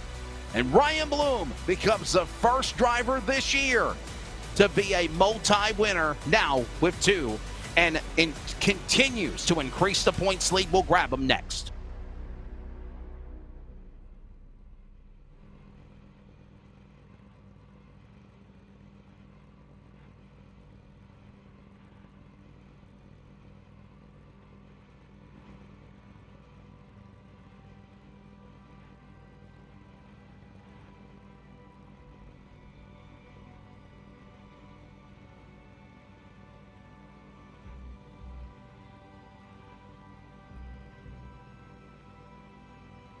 Welcome back to Bristol.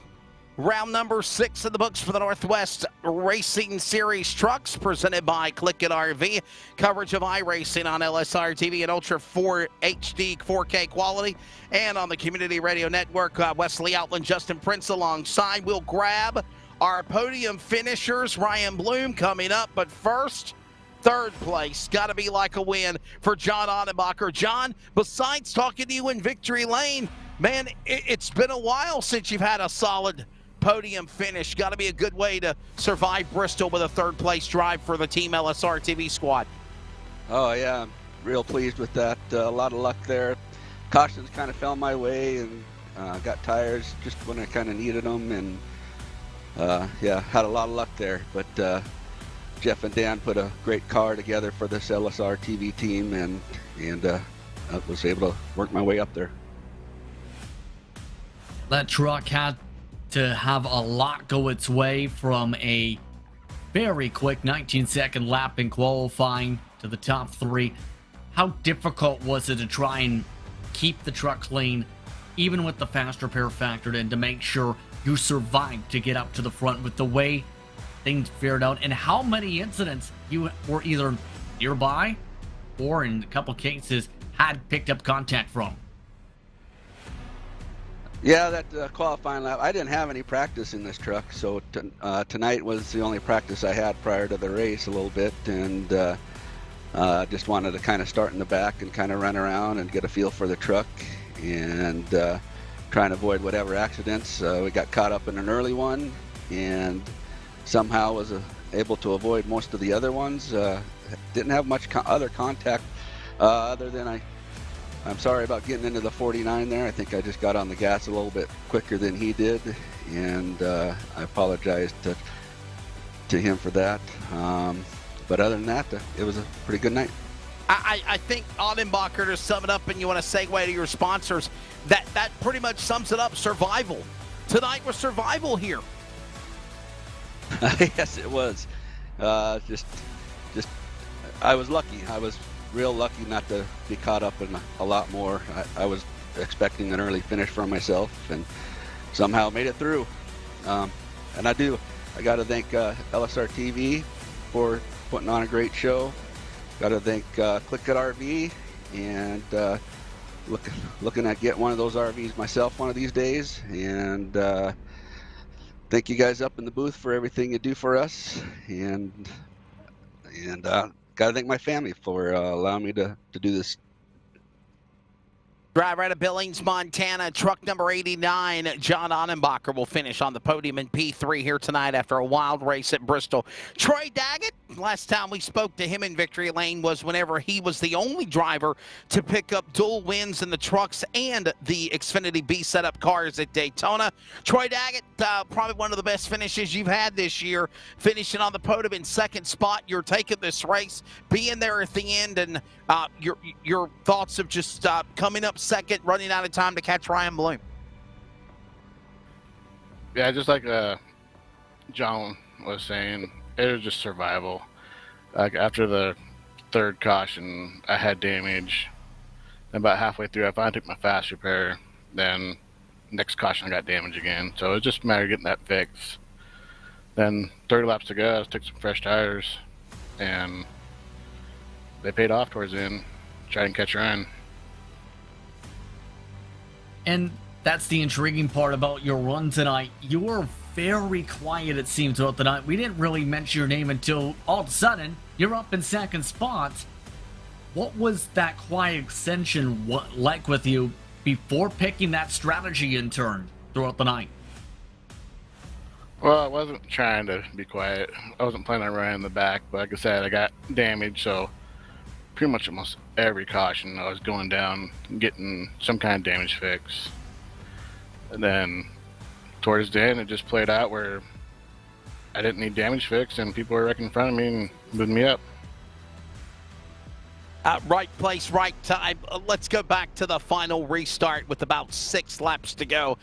Your take of just trying to do what you could to run down Ryan Bloom. Did you use up the tires? Was your truck damaged from the contact earlier from, of course, bouncing off the wall or other trucks? Kind of what happened between you and Dennis Moore? Or was it just Ryan Bloom just was playing possum and his truck was more stronger than you realized? Well, Ryan Bloom and the Win Racing, they're a bunch of fast guys. Their trucks are always fast. But I had some damage. Got around Dennis on the high side. My truck was working good those last few laps on the high side. I was trying everything. Driving in deeper, getting on throttle sooner, pushing it. I was trying everything to catch Ryan. I think I turned my fastest lap on lap 171 trying to catch Ryan and being on the bumper. Well, Bud, before I do let you go, thank your sponsors. Yeah, I would like to thank the wife and kids who let me race here on Mondays and Wednesday nights. 15 Studios for designing my truck. LSRTV, you guys. Wesley and Justin for broadcasting this race, announcing it for us. CLICKIT RV, the series sponsor. It's nice to have a series sponsor. And also a group of guys I race with, Team Ramrod. It's a great bunch of guys I race with. BJ, Dan Lowther, Tyler Kim, Seth Frazier when he runs. It's just a lot of fun. And there's the thoughts again of the driver of the 99, Troy Daggett. Best finish this year will be second, besides winning the non-qualifier point dual races back in Daytona. Man, it seems like it was a long time ago now when he done that. But a good run here in week 6 at Bristol for the 99, no doubt about it. And victory lane we go. Ryan Bloom from Sherwood, Oregon. He becomes now the first driver to win 2 races now in the season. By the way, we'll give you a points recap as it's all updated as well with Justin and myself before we go off the air. But to go with now 2 wins with the 6 starts, 3 poles, 3 top 5s, 4 top 10s. Ryan, I think you're thinking championship material. Congratulations, my friend. Good job here at Bristol surviving. Oh, thanks. Yeah, I've never been to Sherwood, Oregon, but I'm sure it's a lovely place. I'm actually from Boise.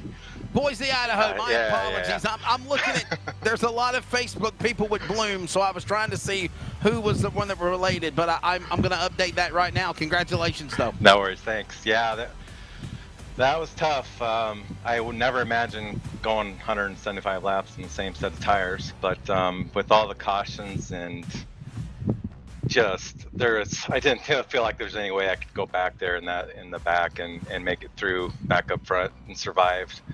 Like those guys said, it was a race of survival, and to me, once I kind of made my bed there after lap 100, I kind of decided I was just going to stay out, and getting that clean air really helped, and keeping the truck clean. I didn't have any damage, no incidents or anything, so I was setting my fastest laps there towards the end, so it paid off just to kind of stay out, and all the cautions definitely helped in my favor, and just doing the best I could to keep them off balance on the restarts and try to get the best restart I could, and I found the high line was working there towards the end, so just kept at it, and able to survive and come out on top. I couldn't have held off Troy much longer, I don't think, but he gave it a good run. Well, to say, I've only seen the strategy in a broadcasted race in the booth one other time. It was Blake Reynolds from an FDF race where it was at Oxford Plains, and his response was kind of similar to yours in terms of the caution precautions. Why come down? Why risk going in the pack? And with the amount of laps turned. That being said, though, you mentioned some of the difficulties holding on up at the front of the field. What was that pressure like knowing you had several people trying to pressurize you into sliding up on the old tires, including your teammate Dennis Moore, on top of what we've seen with Troy Daggett, where depending on how the runs may have played out, it could have gone another direction. Yeah, I spent a lot of time running laps, preparing. We obviously had a fast set, and helping starting up front definitely helps. I got to thank Kevin for putting together another fast Q lap. But once I got up front, just kind of running my laps, and I, just kind of getting in rhythm. I'm a big time rhythm racer, and so the cautions definitely were kind of not helping there at the beginning, but kind of got some clean runs going at there at the end. I was able to get a little bit of rhythm after the first lap or two, and just extreme focus and try to hold them off. That's about all I can say. It's just getting in a rhythm and running some fast laps. Well, Justin and I are going to give a recap of the points update before we go off the air very quickly. But Ryan, I got to say, another solid night for you, a win, your second win this year. You finally break the streak of first-time winners on the year, if you will, of 5. But man, was there ever any worry, I'm going to run out of fuel, the tires are going away? Or was there just throw this out the window because you got to do what you got to do strategy-wise to win this event?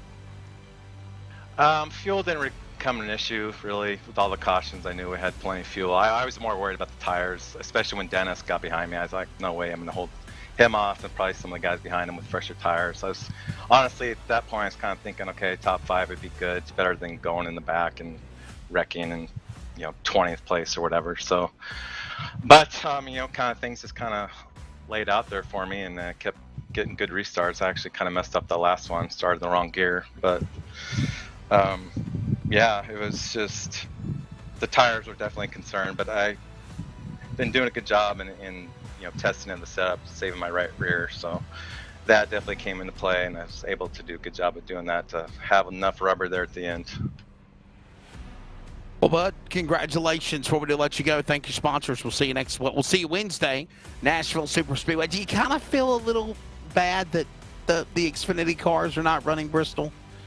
Well, no, not really. No? I'm ready to do I like Nashville Super Speedway. Should be a lot of fun, a lot cleaner, I hope.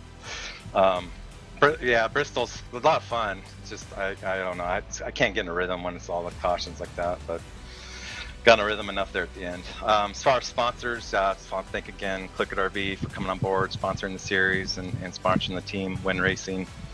Can't say thanks enough to my teammates. Definitely a lot of help putting together a fast set, and Kevin, like I said, another fast Q lap that definitely helped to get this win tonight, starting up front. So thanks guys, and look forward to Wednesday. Well, buddy, congratulations. Round number 6 again at the Nashville Super Speedway. That'll be again with those drivers of the Northwest CLICKIT RV Fixed Setup Series. All right, so Justin, before we let you go and we go off the air, man, oh man, I don't know if you've seen this or not, but the point standings have absolutely just went up in flux after the conclusion of this race. Obviously, Justin, we mentioned what happened with the driver, Christopher White. Second in the point standings coming into tonight's event. The top 10 were separated by 40 points. Now, if you look at your point standings update, as it has from tonight's race at Bristol in closing, the top 10, Justin Prince, are now separated by 60 points, and that nearly almost doubles. Jeff Stabnow has moved to second in the points. He don't even have a win yet. Yeah, that I think is one of the more intriguing things to me, because Jeff Stabnow tonight didn't necessarily have even a great race, but again, he finished in the teens. And that's kind of something that can go under the radar in a championship, where you have drivers that are running up at the front but not consistently finishing up at the front. Guess who's been consistent in the teens? Stabnow, and as a result, Stabnow is consistently scoring decent points. That being said, Ryan Bloom is absolutely dictating the tempo of the season, the way things are going. He, along with Dennis Moore, is part of that respective group. Kevin Smith, when his connection works out well, is also dictating a decent amount of pace throughout the season. I think the Win Racing trucks could be the trucks to beat, and it becomes the next question. How do drivers step it up, or rather, even the teams step it up to keep up with some great speed we've seen from the Win Racing trucks, as well as Cade Anderson Racing?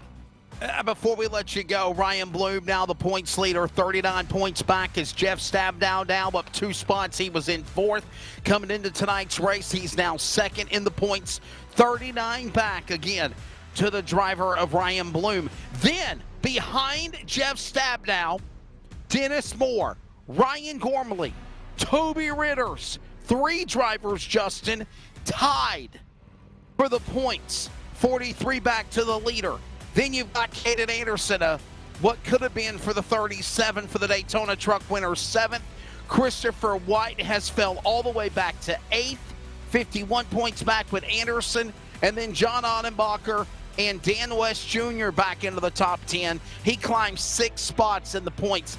Free falling for Christopher White, as you mentioned in closing. Christopher White, -6. He goes to 8th in the points, Justin. Your final thoughts on this as we wrap her up at Bristol? Well, it was Bristol, baby. It's a track that's filled with plenty of attrition, and we've seen the exact results and ramifications of that expected with all the bumping and banging here tonight. Always a pleasure to work with Justin Prince. Again, thanks again to everybody for tuning in. Tomorrow night, Kentucky iRacing Dirt League special from Lucas Oil Speedway. We're back with Jason with the Northwest CLICKIT RV Fix It Up Series at Nashville. The Dirt Series will be at Eldora Thursday. eNASCAR Road to Pro at Bristol on Thursday. And for Justin Prince, I'm Wesley Outland. Charles Wooten on production. Congratulations to Ryan Bloom surviving the chaos that's Bristol here tonight.